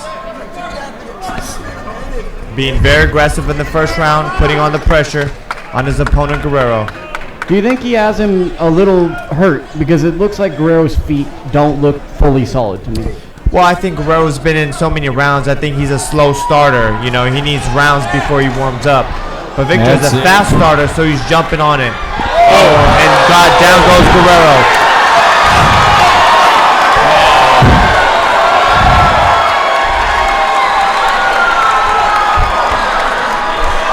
Paris, what do you think of that knockdown? Man, it happened so fast. It happened so fast. It happened so quick. That's a guy who's been in with a lot of future world champions, and Vic Pasillas stopped him in less than a round. Victor can punch. He got very good power for his size. Man. Paris, where would you rate this bout amongst the bouts we've seen tonight? Where would you rate this performance? I didn't really have a chance to show it. Victor here showed he has power. He stayed calm and got him with a nice shot. But just when things were started up is when it ended up. So, obviously a good night for Victor here. Stan, at only 15 One guy's going to celebrate. wins. The other guy has to think about retiring.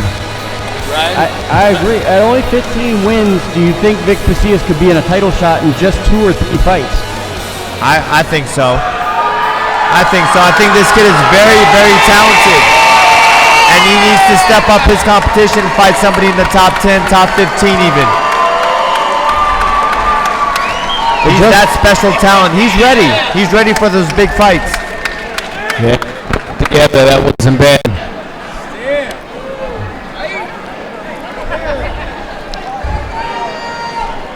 I always tried to be careful in my fights. I never wanted to get stopped in the first round. Never. It's such a shattering thing. You always got to warm up very well and come into the ring warm and ready to go. Paris, talk about that. Why wouldn't you want to get, like, obviously no one wants to get stopped in the first round, but what's the fighter mentality to make sure you don't get stopped in the first round? You know, for me it was just being careful and not going crazy.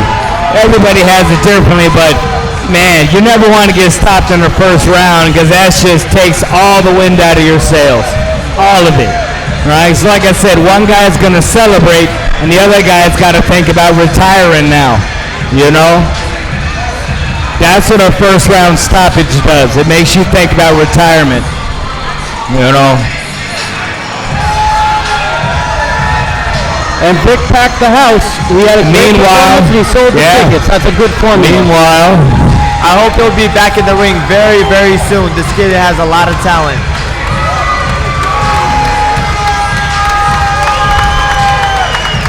Oh boy, it's a family affair. It's a family affair. I love seeing moments like this because this is who he does it for.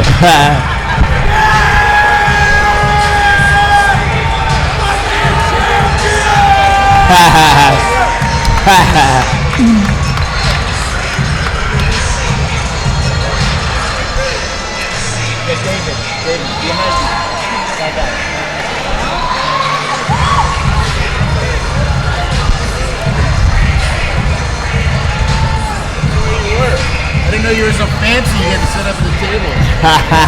Commentating? You know it.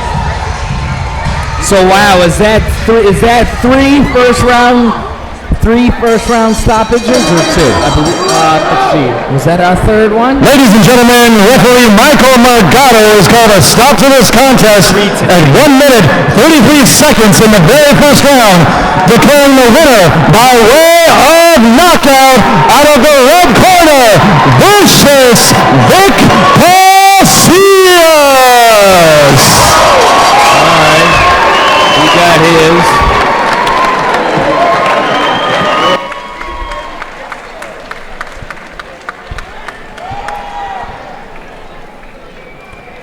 I was trying to think who else had that nickname Vicious. It was Victor Ortiz, right? Yes, that's right. Vicious Victor Ortiz. Wow, 20-minute intermission? I thought we just got back from an intermission. Wow. Wow, very long intermission. Okay, so you guys, They said 20 minutes, Luke. So we're gonna have a 20-minute break, and then we're gonna be back for the main event in the Bay. Wow, 20 minutes. I thought we just got back from it.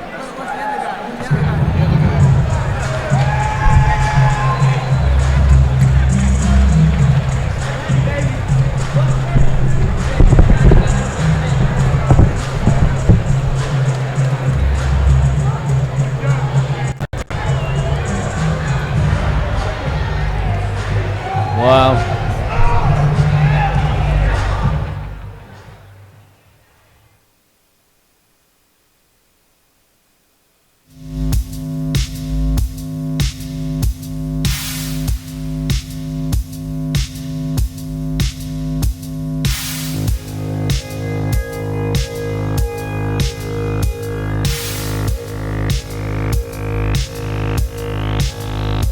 Vanity.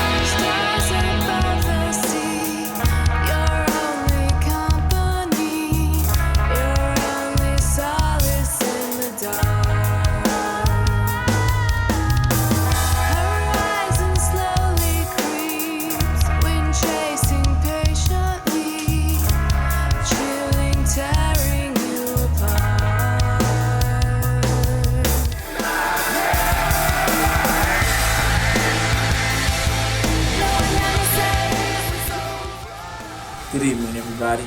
Welcome to Fight Night in the Bay. Ambition Empire card. We got an action-packed card tonight. 6 great fights. A lot of hot prospects. You wouldn't want to miss this. Stay tuned. Oh yeah, I forgot to mention, I'm the main event.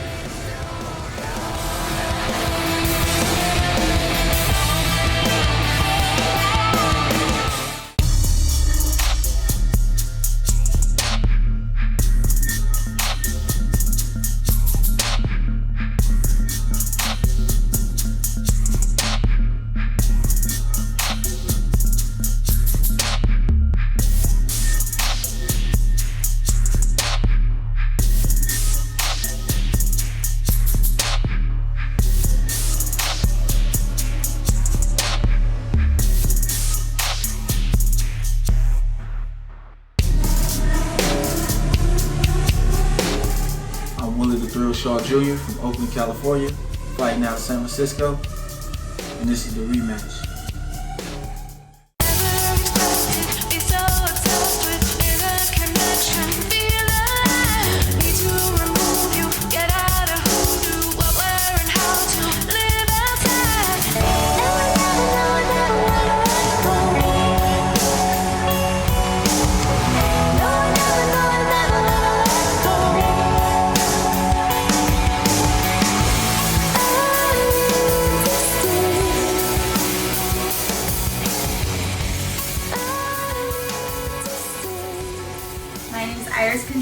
I'm from Richmond, California, and I am La Pequeña.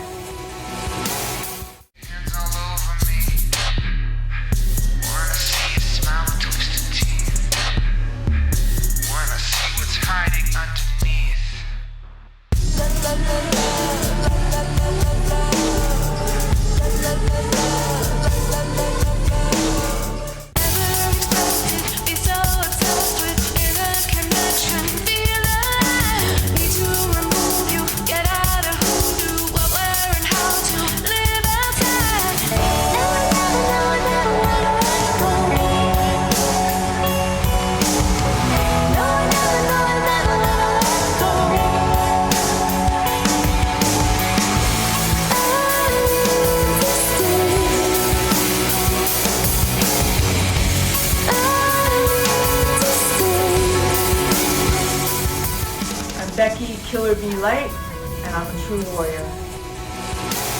Broken people, broken swords, overcoming, desperate drumming, hear the beating of your heart, march to something, war is coming. Colors up, intensify, justice, liberty denied, hope is falling. Middle flies, bloodlust can't be satisfied. You won the battle. I won the war. My name is Salas. I'm from Stockton, California. I'm fighting out of San Francisco, California, and I'm here to put in work.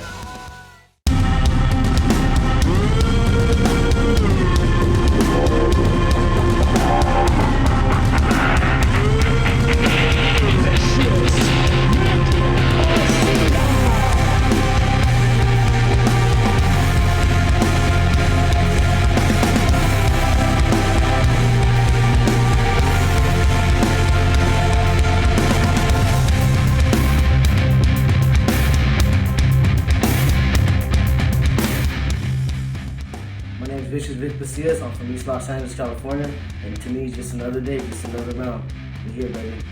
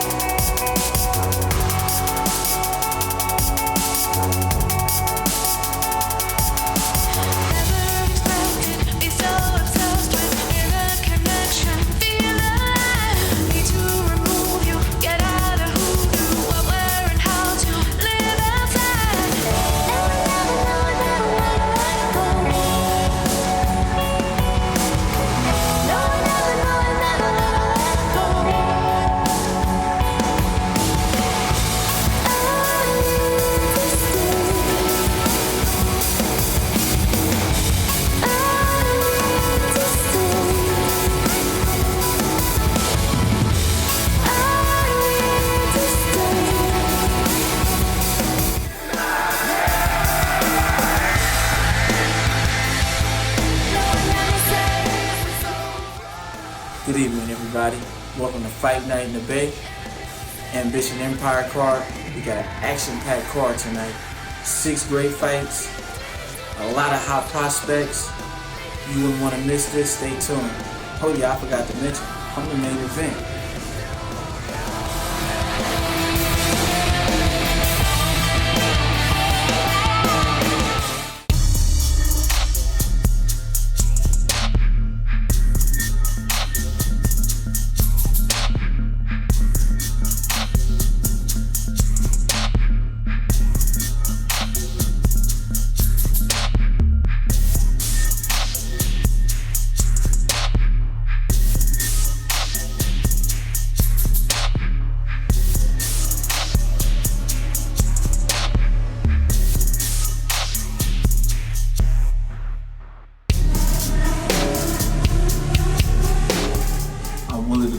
Jr. from Oakland, California, fighting out of San Francisco, and this is the rematch.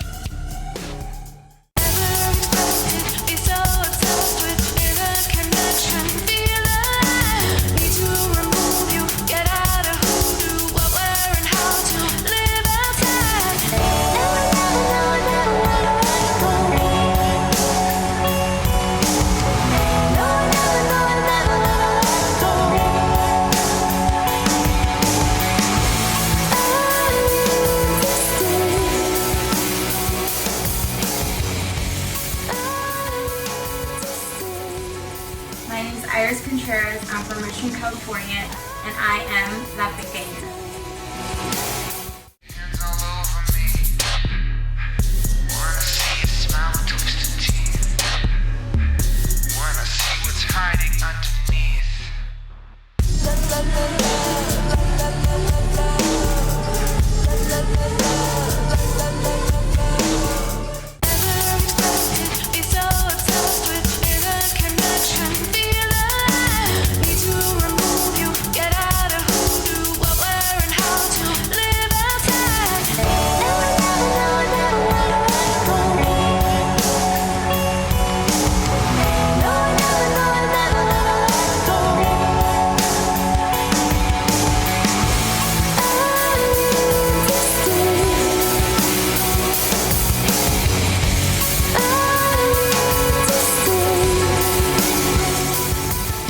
Becky Killer Bee Light, and I'm a true warrior. Broken people, broken swords, overcoming, desperate drumming, hear the beating of your heart, march to something, war is coming. Colors up, intensify, justice, liberty denied. Hope is falling, middle flies, love can't be satisfied. You won the battle, I won the war. My name is Salas. I'm from Stockton, California. I'm fighting out of San Francisco, California, and I'm here to put in work.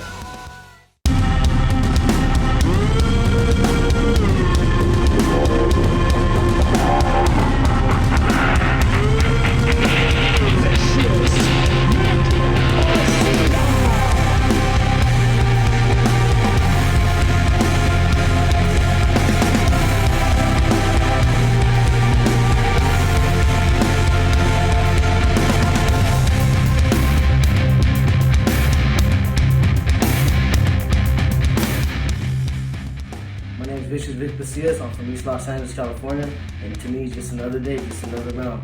We're here, baby.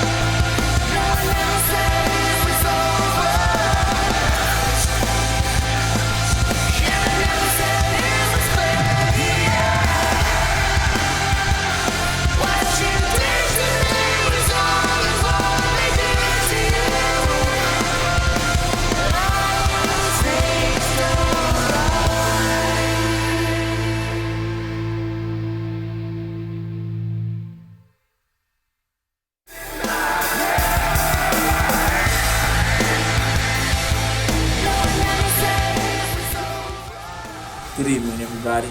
Welcome to Fight Night in the Bay. Ambition Empire card. We got an action-packed card tonight. 6 great fights.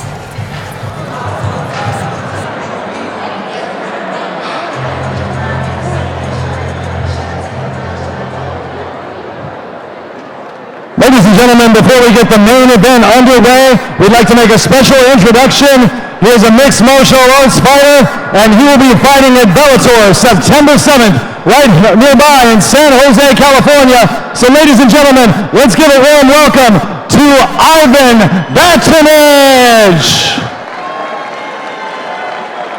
You can see him fighting Bellator, San Jose, September 7th. Thank you very much, Ivan, for joining us tonight. Thank you. Thank you for having me.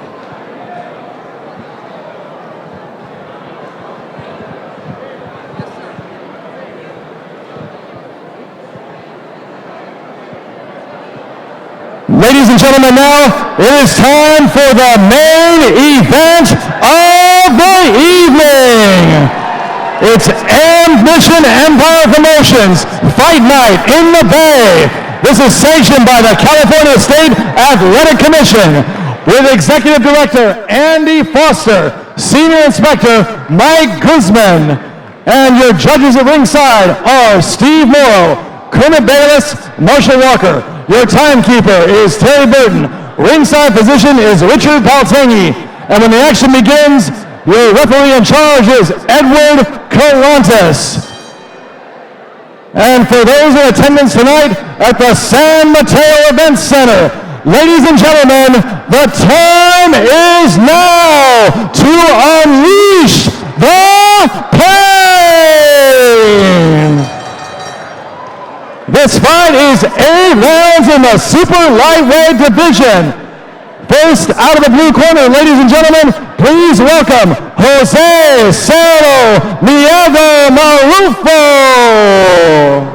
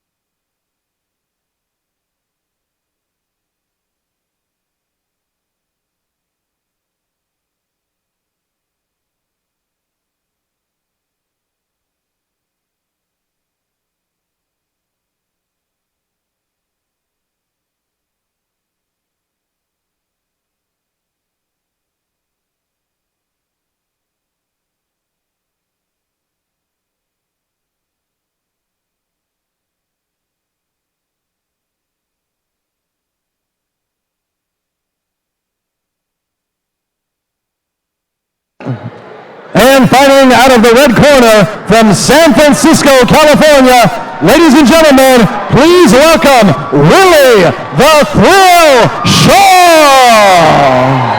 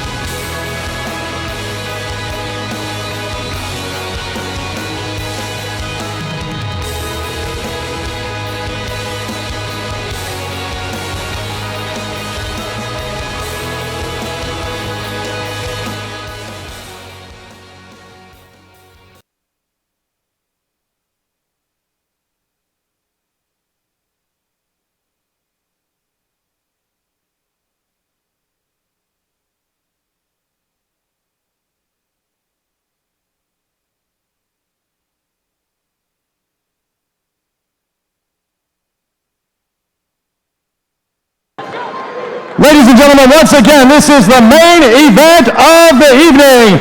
Thank you for joining us for Ambition Empire Promotions. This is Fight Night in the Bay. This is sanctioned by the California State Athletic Commission with Executive Director Andy Foster, Senior Inspector Mike Guzman, and our judges at ringside are Steve Morrow, Kermit Bayless, Marshall Walker, your official timekeeper, Terry Burton, and the ringside physician, Richard Paltengi. And when the action begins, our referee in charge, Edward Corantes. Once again, ladies and gentlemen, for those in attendance at the San Mateo Event Center, ladies and gentlemen, the time is now to unleash the pain. This fight is 8 rounds in the super lightweight division. Introducing first, fighting out of the blue corner, wearing black and gold, standing 5 feet 7 inches tall, with a professional record of 12 wins, 8 losses, 1 draw. He weighed in at 140 pounds, fighting out of Phoenix, Arizona. Ladies and gentlemen, please welcome Jose Ceramiano Marufo.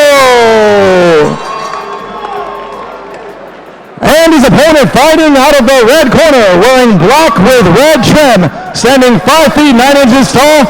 He weighed in at 140 pounds with a professional record of 10 wins, 7 by way of knockout, and just 1 loss. Ladies and gentlemen, from San Francisco, California, here is Willie the Thrill Shaw.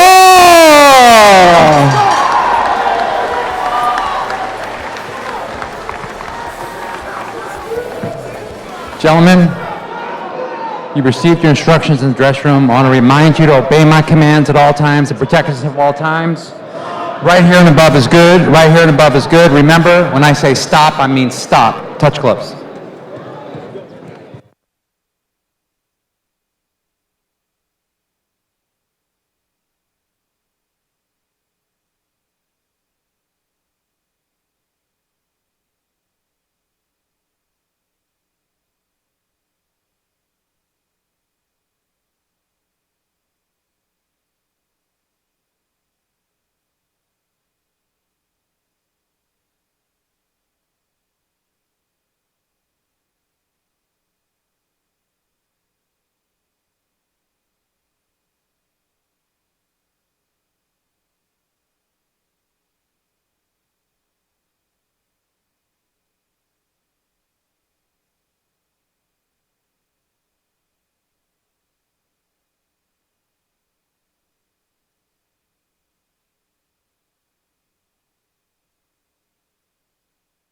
Right back, Will.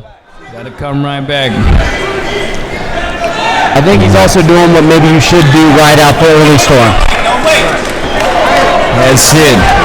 See, if Rubio lets him do that, he's gonna lose. He's gotta stay on. That's what he did last time. Stay on. If he gives him that space, if he tore up, he'll probably stop. Well, I gotta do something when you get on the inside. It's a well-timed overhand right. Because really missed. I don't think he missed. That's it. Let your hands go, Will.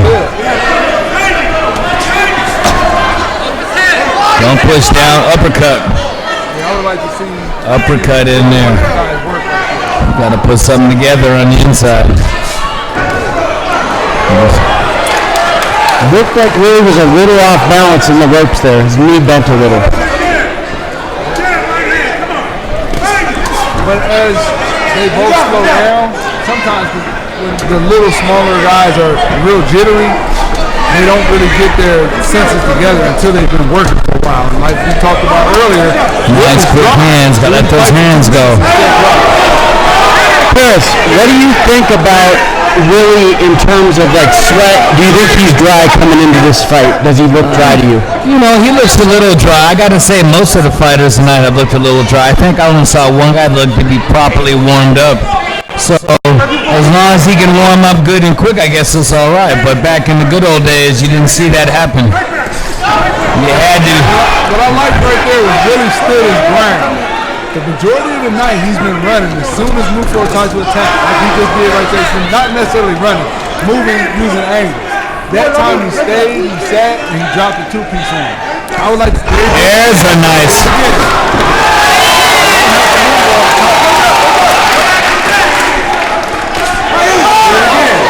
Starting to put something behind it, it'll get up.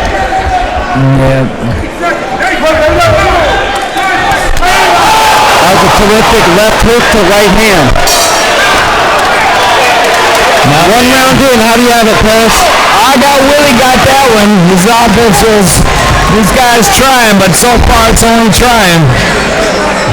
Oh. I like that round. I like the round from both guys. I feel like he started a little too fast and caught him towards the end of the round, but he's not breathing too hard in the corners. So hopefully next round he'll come out a little bit smaller, a little bit slower, so he can finish strong. That'll make for a hell of a round. Who's fighting a fight that's harder to sustain for the duration of this bout? It's hard to tell right now. Both of them fighting the water fight. Both fighting the train fight. But I would have to say, Mufo is getting hit more. Yeah, because that's what he's doing is getting hit with those hard shots. Paris, what do you want to see coming into this round?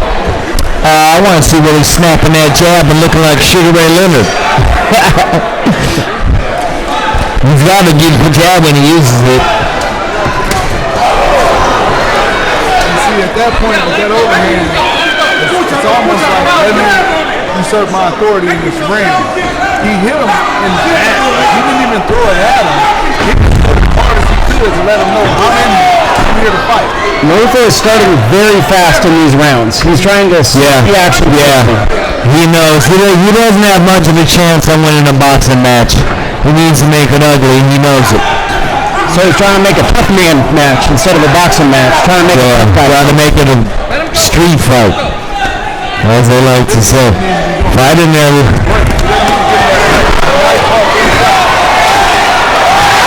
Because Willie needs to stay away from this kind of fight. Yeah, exactly. Well, Mufo needs to make it this kind of fight. And that is the story of the fight, is what distance will this fight be fought at? What I would like to see is Willie be a little bit more lean. When they get inside like that, let him over there. Hit him, push him, spin him, grab him, put him in the head. So Paris, if you were scoring the fight, how would you score those punches? Not a lot of them are landing, but he is being active. Yeah, well, I mean, the aggression, he's being aggressive. It's not being particularly successful, but he's throwing punches. Willie needs to throw the same amount of the punch output. There you go. Touch him up, make him miss and make him pay. Drop that 1-2. He had a chance right there. I feel like Barucho is trying to make a statement that he's not going to respect Willie's power. Wrestling. Wrestling. I would like to see Willie stand his ground, but I want to see Mufo keep coming. He's willing to fight, or he's winning this round like he won the last fight.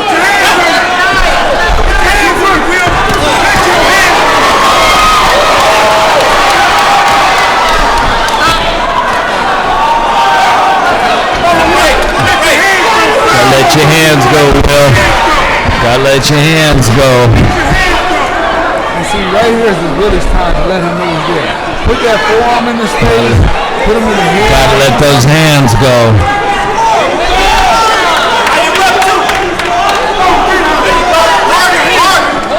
This is the fight where Willie may be winning the fight, but this is a tough fight for him to win. Yeah, if he fights this way, it's going to be a tough fight to win. This isn't Willie's fight. Willie's the counterpunch. He needs to go and snap that jab and let those combos go. He's letting this guy crowd him.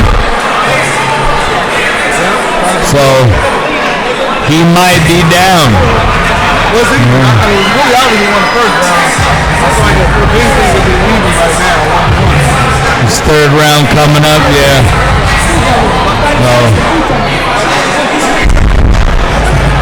Ron, what are you seeing in the corners right now? I see a lot of people talking in one corner, and I see one corner where they're giving specific instructions. I'm not saying what works and what doesn't because I'm not condemning these guys. We'll see who's more effective because one guy will come out and try to get in close and bang, and the other guy's going to try to pick the guy up wrong. So we'll see what works. Paris, what are you picking up on during that 60-second break? You know, I mean, you can learn a lot from your corner. They let you know what you're supposed to be doing. You know, put a very simple plan into your head and follow it. You know, so we'll need to pick it up, and I mean this round now. And almost like clockwork, Marufo starts right in Willie Shaw's face, like he has in every single round. Yeah. Let him run into that right here. That'll be the game changer. Because Marufo's coming in so reckless, just drop the right hand bomb and see if he can take it. Walk right in and then go in. This is turning into a subjective fight on what do you value more, activity or clean punches. And that's what this is starting to turn into. Yeah, you gotta let your hands go. You gotta let his hands go. He's not landing enough clean punches to make it, you know, debatable right now. He can, he just needs to show more. He's right there, that's perfect. Do it again.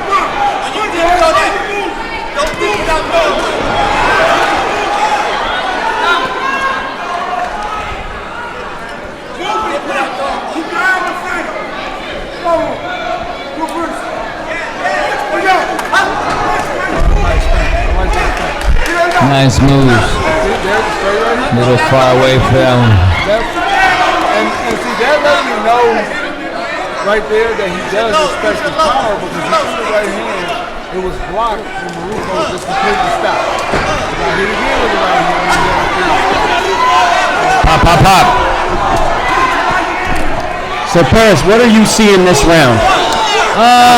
Again, Willie's letting him crowd him too easy. He ain't keeping that extension with his jab. There you go, do it again. So I'm seeing a trend where Willie is throwing a bit from the outside, but he's not throwing as much as we had hoped.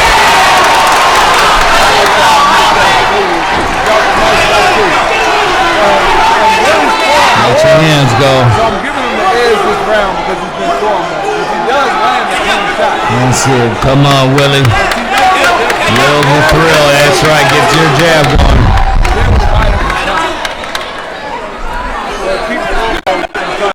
Will needs to shorten things up. Let his hands go. This feels like a critical point in the fight where there's a rhythm and a flow that could go to one fighter's direction, and it's being dictated in this round and maybe the next. And for Willie, I would say for his career, because he has a lot of potential. But if he gets a second loss, now he really starts to get against. Will got to let his hands go. Dominating these guys. Basically open the door for something. Paris, how do you have this fight scored after 3 rounds? Wow, this is a close fight. This is a close fight. I think I got Will's opponent up 2-1. So you have Marufo up 2-1. I think, but it's close. Those rounds, it could be the other way for Will. Really, could be 2-1 for him, but it's close. This is a close fight.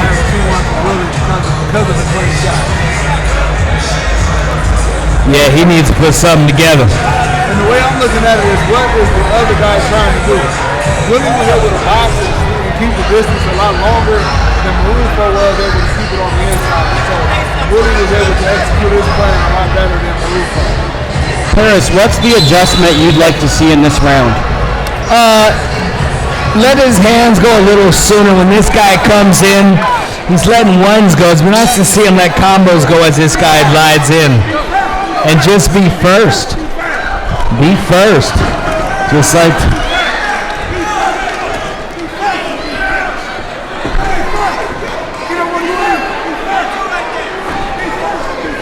I would like to see what Marufo can do if he comes in behind the jab. Has he thrown any jabs? I have not seen anything but a lead right hand so far that I remember. I'm seeing an alarming trend to me that Willie is second more often than he's first in this fight. Yeah, but he's a counterpuncher, so they usually are. Okay, well that makes sense. I would like to see Willie. That's right, Will. Let your hands go, Will. What he's doing is he's not throwing anything out there, so Marufo's able to Will, let your hands go, Will. He's not having to aim. There's the combo.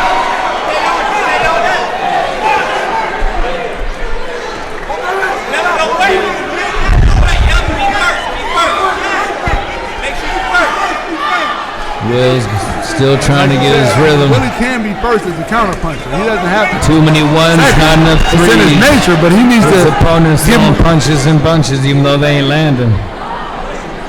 And Willie needs to give Marufo a reason to kind of doubt himself, and he can do that with just a jab with that straight right hand. Just the feint right. See how he's able to back him up whenever he wants, and then he'll sit there and let Marufo come with something. Right there. And these are the flurries that Willie's got to withstand, are these kind of flurries Marufo brings. Or match them.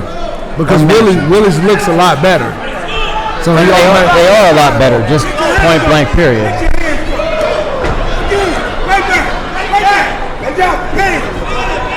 Punch in there you go. Punch on the inside. I would like to see either one of these guys, when they're in that close, try to start working. And see what the other guy does, because once they get in, they kind of just both agree to like stop fighting and wrestle, or Marufo will throw something crazy over the top. That's pretty much it. Chris, what are you seeing in this round? What are you seeing in this round, this action right now? To tell you the truth, I see more of the same. Will ain't throwing enough punches. To tell you the truth. He's just letting this guy close the grate without anything at all, almost. That's what you need to do. Hit him as he comes in. I think Willie needs to believe in his defense a little bit more.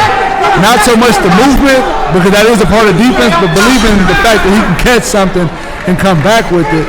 Then he'll stand his ground and he'll fight a lot better. Try to keep popping. After. You know, man, how you doing? It's good to see you as well, brother. So we're through 4 rounds.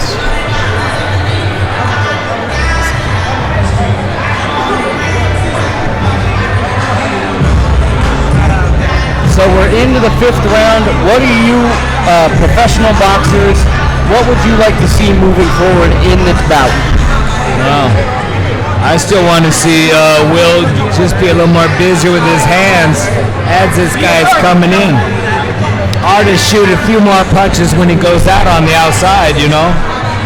I'm seeing ones where I should be seeing 3s and 4s. I agree with Paris, and for Marufo, I like to see him coming in behind a jab sometimes. You know, he can come in with like the bull with his head down, because that's working for him too, but throw him off with the jab. If anything, I like to see Willie throw some feints at him. Definitely got to throw. This guy's made the fight close just with aggression. You see, I like to see Willie bully him right there, and that's what I was talking about earlier. Keep him on the ropes. Punch in there. Punch in there. He's confused now. When Willie puts him on the ropes, he doesn't know what to do.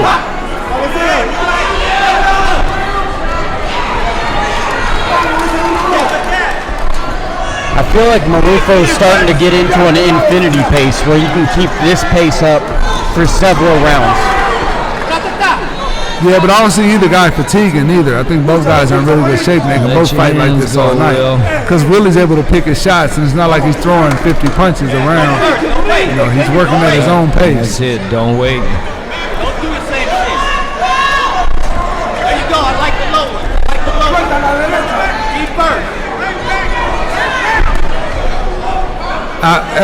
He just made me think of Teddy Atlas, how he says make the guy pay rent for the space. He just let him basically come in without getting hit. Like there was no punches thrown that entire sequence after he threw the hook. So there's no threat of any damage coming back. Keep punching, let your hands go. And just a little bit from Willie can change the tide of the fight because everything he throws is sharp. It feels like this is a very critical in the moment in the fight to me, where someone could, if they want to, impose their will on the fight, because they're very even to me at this point. Where we're at right now in terms of distance control and the action I'm seeing, they're matching each other. I can agree with you on that. Yeah. However, I would have to lean more towards what Willie can do. I feel like Marufo's doing what he wants to do. Quiet And on it's the close. inside. Willie's let your hands doing go on what the he wants to do inside. some of the time, or most of the time. You know, if he were able to do what he wants to do all the time, it'd be a blowout. See, I thought he was gonna come back right there. Or something. He should have hit him. Stay on him, Will. Don't let him set up. Keep boxing. Keep no shit. And now we're starting to get to that space where where Marufo likes it. Even though he's on the ropes, it's very close quarters, and this is his fight. Okay, but if you look at Marufo's on the ropes and he's losing. Willie's able to throw more, he's able to control, but you see the difference. He will make it ugly. He'll grab Willie, put him in a headlock. He'll do whatever in the rope, and Willie needs to do that same thing.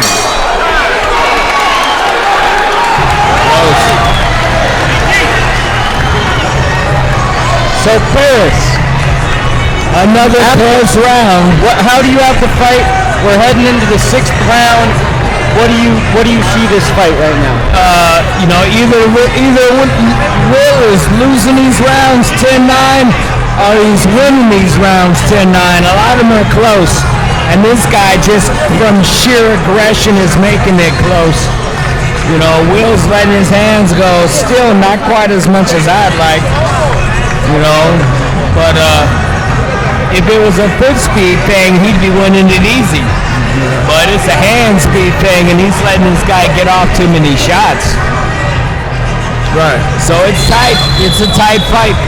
I would like to see him sit probably every other combo. When Marufo comes, sit and fight, and then move. And I wonder if he'd be able to change the tide of this fight by doing that. See how he sat right there and he landed a nice combination, and then he got out of there. He can do that all night. He can do that all night.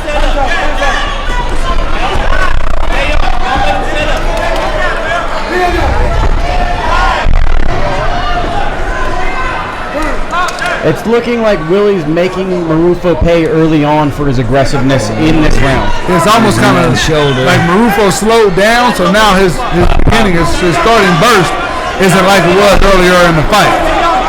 Marufo also suffered a swollen eye in the last fight, and I see blood coming out of his eye. I'm not sure if it's the same eye, but that is an eye injury. I'm not sure what it's from, but that is something to notice in this fight. Stay on him. Keep those hands moving. Don't wait, let's go. Stay. I'm hearing Willie's corner say don't wait. I would love to see him be first and see what happens. On the flip side, it seems almost like Marufo's slowing down, so I would like to see him use a jab to get in now. Well, I said that earlier. I'm still waiting on the jab. Paris, what do you see right now? Again, this he's in the fight because he's so aggressive. So I feel as though possibly the blood in the eye of Marufo is possibly changing the course of this fight. It could be. I mean, whenever you feel your own blood coming down your own face, it lets you know what time it is. So, yeah. And I see him slowing down. He's standing in front of Willie, and he just caught 2 clean shots. Everybody didn't pull his shorts up. Stay on him, okay, there we go, Rev. Relax and calm down. Take that shit.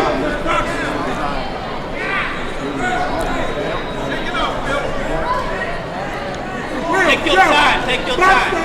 Stop fighting. Use your skill. Okay. I'm going to take a guess and say Marufo's going to run at him. Oh, yeah. Oh, interesting. I would like to to see Willie start to finish to the body and see if that's able to change some things. He finished there with a left to the body. I would like to see him start finishing to the body. Now that it's later, Rufo's breathing a little bit, they both are. See if they can do something.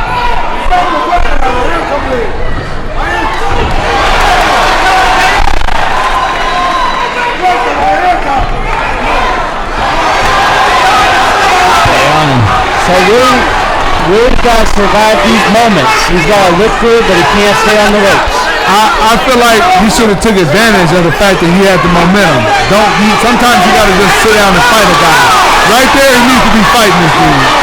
He doesn't need to let him walk in without paying for that. And this is what I mean. Put that forearm in his chin and push him back in the corner. Instead, he was able to fight Willie from one corner all the way to the other side. And just like that, another close round. Another close round. And that actually made the round a lot closer because Willie was winning by a wide margin in a close fight where very little was able to happen, very clean stuff was able to happen, and he was able to fight himself out of the corner and fight Willie into the corner. Now those that are rooting for Marufo have to say, well, he did that. Paris, what are you seeing as we come to the end of this round, heading into round 7? Well, you know, Will seems to be getting his rhythm more now. He's landing more combinations, and his defense has really helped this guy starting to tire out. Will hasn't taken a whole bunch of big shots because of his nice defense. He could just let those hands go a little bit more. Just a little. And I feel like, piggybacking off what Paris said, throwing his hands a little bit more can be the difference between this being a close fight and Willie winning by stoppage. Because he's landing so clean. You stole my thunder. I was hoping you would say this winning a close fight to a wide fight, and then I could say stoppage, but 100% agree. Checking cut. They're checking out this high that was injured. Practice. So that finished with hooks.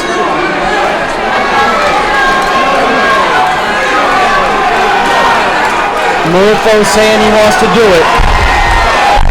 He's going for broke now. He ain't gonna take no chances. Now he knows. Nice hook. I tell you, hook. And see, right here, I would love to see. I'm not a fan of wrestling, so when I say this, I'm not saying that this is something I would do. But sometimes you gotta let a dude know you're there. You put his forearm in his chest or in his chin, and you drive him to the other side of the ring. So, Paris, do you think there should be urgency in both fighters at this point? Oh yeah, this is a close fight. This is a close fight. Right here, right now is what he needs to punch. The difference is, this is how Willie fights. So a sense of urgency for him, he's gonna do what he's gonna do. He can just pick it up a little bit. And Marufo, he seems to be slowing down a lot.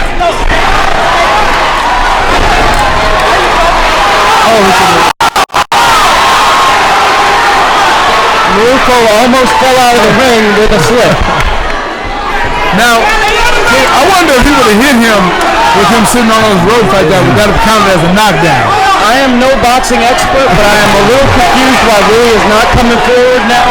Marufo is not coming forward as much as he did earlier. It seems like this would be a great opportunity for him. Well, I know why Marufo is not coming forward because he's catching those shots. I'm still confused why Willie Shaw is not coming forward because it seems like this would be a great opportunity for him to try to do something like that. He needs to quit looking at the ref and look at his opponent. I would love to see a shoe shine and a finish to the head out of either one of these guys. Paris, what are you seeing? I see you really in the action. Will's slowly getting this guy's timing. He's slowly countering more often. If he can just keep it up, hopefully he ain't gonna run out of time. There you go. But he's now in this exciting fight. That's it. Punch in there. Punch in there. Stay on him. Get on him. And if you look at both guys seem to be breathing, hard, but Willie seems to know how to fight tired better than Marufo. I think what you're saying is he has a little bit more skill to fall back on when he's tired. Get on him. Whereas Marufo has to use his heart more than maybe his skills to fight. Get on him.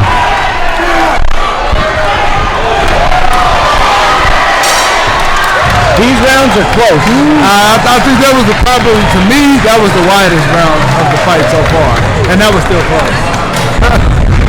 But I think Willie won that one.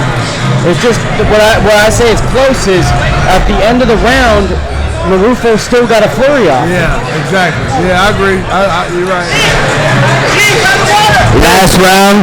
How do you have this fight scored going into this? Well, this fight is, I still have it close. I had Willie down, but he's evened it up. It's the 8th round, and I think I got this fight 4-3. You pick who you want to have it for. You pick whoever you want, because either one of them depend on the score, and you want to finish strong, I know that. Oh, yeah. Last round, right? In the last round? Put up or shut up. Now, looking at both fighters in the corner, Willie did seem a lot more fresh. He was more relaxed. Marufo's legs were kind of out, but he's got heart, and he's probably going to come full 2 minutes, 3 minutes. That's it. A slight advantage in this fight, probably on the score, is based off of the cleaner punches. I had a 5-2 Willie so far.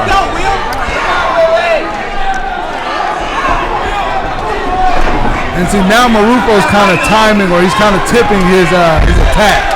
He'll kind of like run in place almost. He bounces, and then he'll come in with the shot. And now Willie's able to tip it. He's making a beat almost in the ring. See, he just did it again. He like bounce, and then he'll keep punching. Keep punching. Willie needs to drop a 2-piece.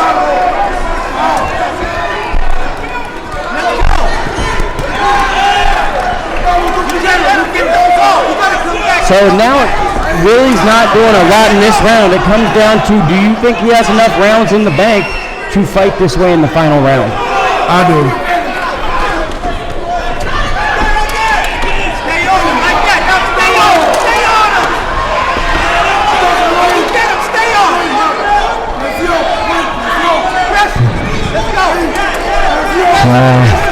No ones, we need some threes.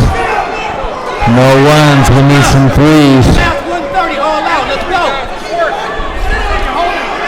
So this is about the final minute of the fight. What are you two expecting to see in this last minute of the fight? They both need to punctuate it with activity.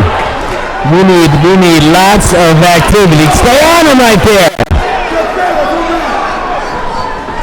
I would like to see Marufo do what he's been doing at times 10, and I would like to see Willie get nasty and sit down and not move so much to choose his angles.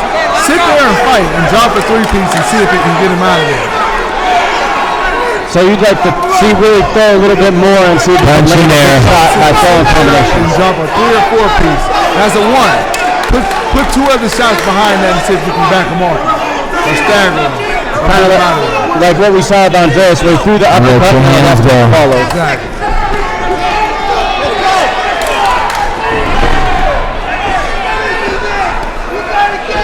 Willie is as slick as a cat. He's hard to corner. He's a very deceptive distance controller. Well, he has, if you look at his skill set, he has all the tools to be a really good fighter. He has the tools to be a really great fighter. He does a lot of things well. I would just like to see him get nasty. Win the round.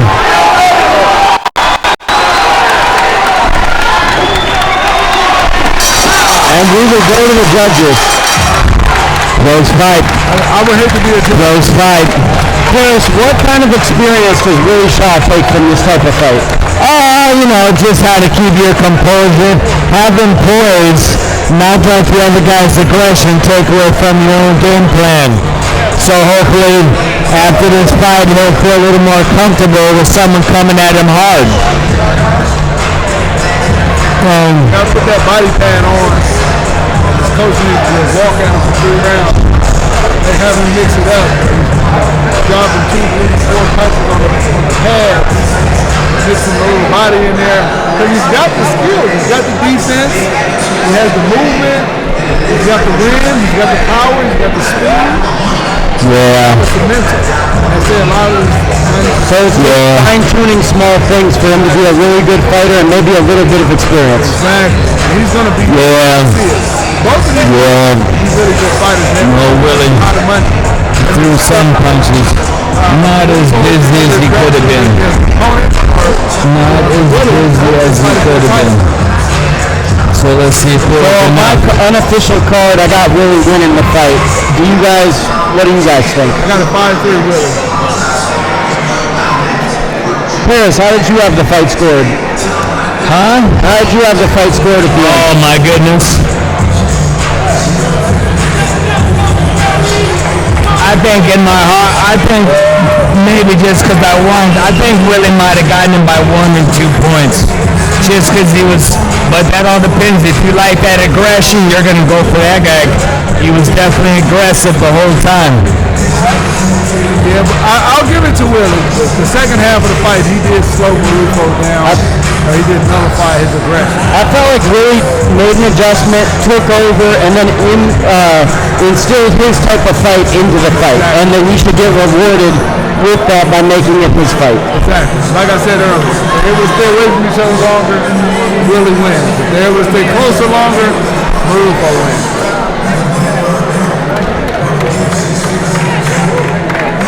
I still wouldn't feel good though if I was in the ring because this could be whatever scores you could get. Right, and they're taking a long time to come with the announcement. Which typically means split decision, where I'm from. Yeah, I think Willie could have been busier, but we'll see if he did enough. We'll see if he did enough. B Street. Both of these guys made fans tonight, though, so it's all good.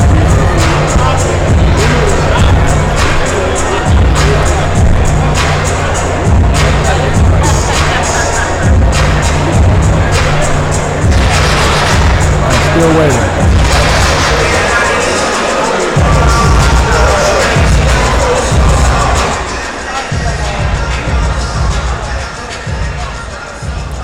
I also want to applaud Marufo for fighting through getting an eye injury and not quitting or stopping the fight when he could have.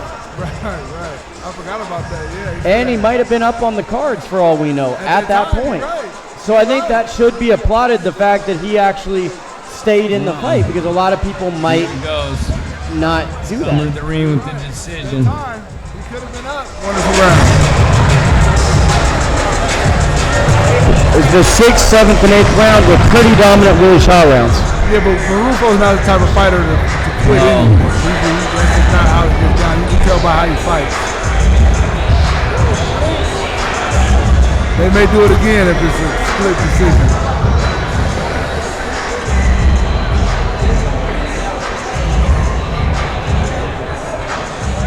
DJ.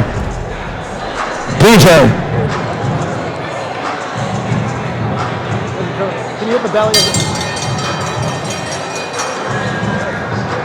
Ladies and gentlemen, after 8 rounds of action, we go to the judges' scorecards.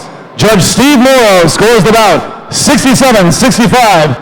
Kermit Bayless scores it 68-64. And Marshall Walker scores the bout 66-66 for the winner by majority decision. Out of the red corner, Willie the Crow Shaw.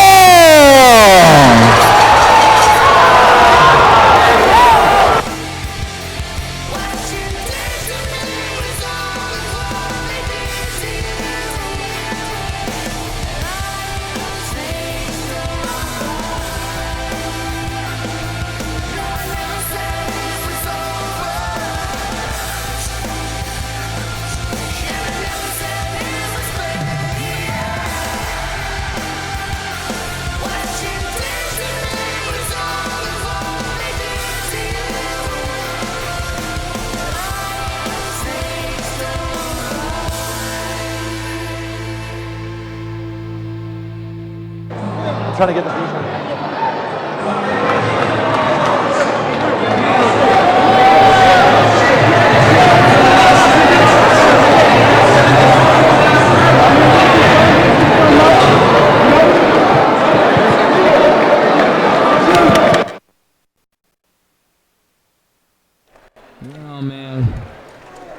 and yours.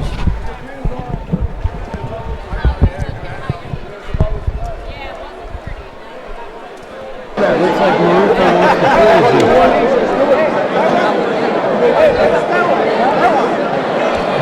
Ladies and gentlemen, once again, we want to say congratulations to Willie the Thrill Shaw.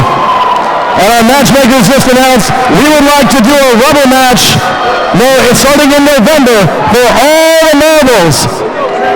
Let's get Willie Shaw over here. Willie, how you feeling tonight, buddy? Man, I feel real good. First off, I want to thank God. I want to thank my boxing family. I want to thank my family. I want to thank my girlfriend. This win was for her birthday. Happy birthday, babe. We gonna do it good for your birthday. And I want to just thank everybody for coming out and showing support. Really, your defensive boxing was just fantastic tonight. Your movement looked fantastic. It was an honor to watch you fight. Let's just ask you, what are you going to do tonight? What's next for you, sir? I'm about to go to the hotel and watch some animated cartoons. Thank you so much, Willie. It's an honor to watch you fight. Thank you so much for stepping up. Congratulations on getting this win. Ladies and gentlemen, one more time for Willie the Thrill Shaw!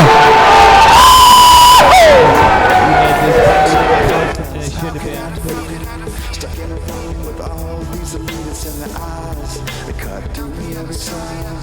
With the look, they take my patience and my pride. Some say it came into it when I need it. People talking and they say that I conceded, but I don't wanna bring you any harm. Nothing in my sleeves. Just wait with the rhymes.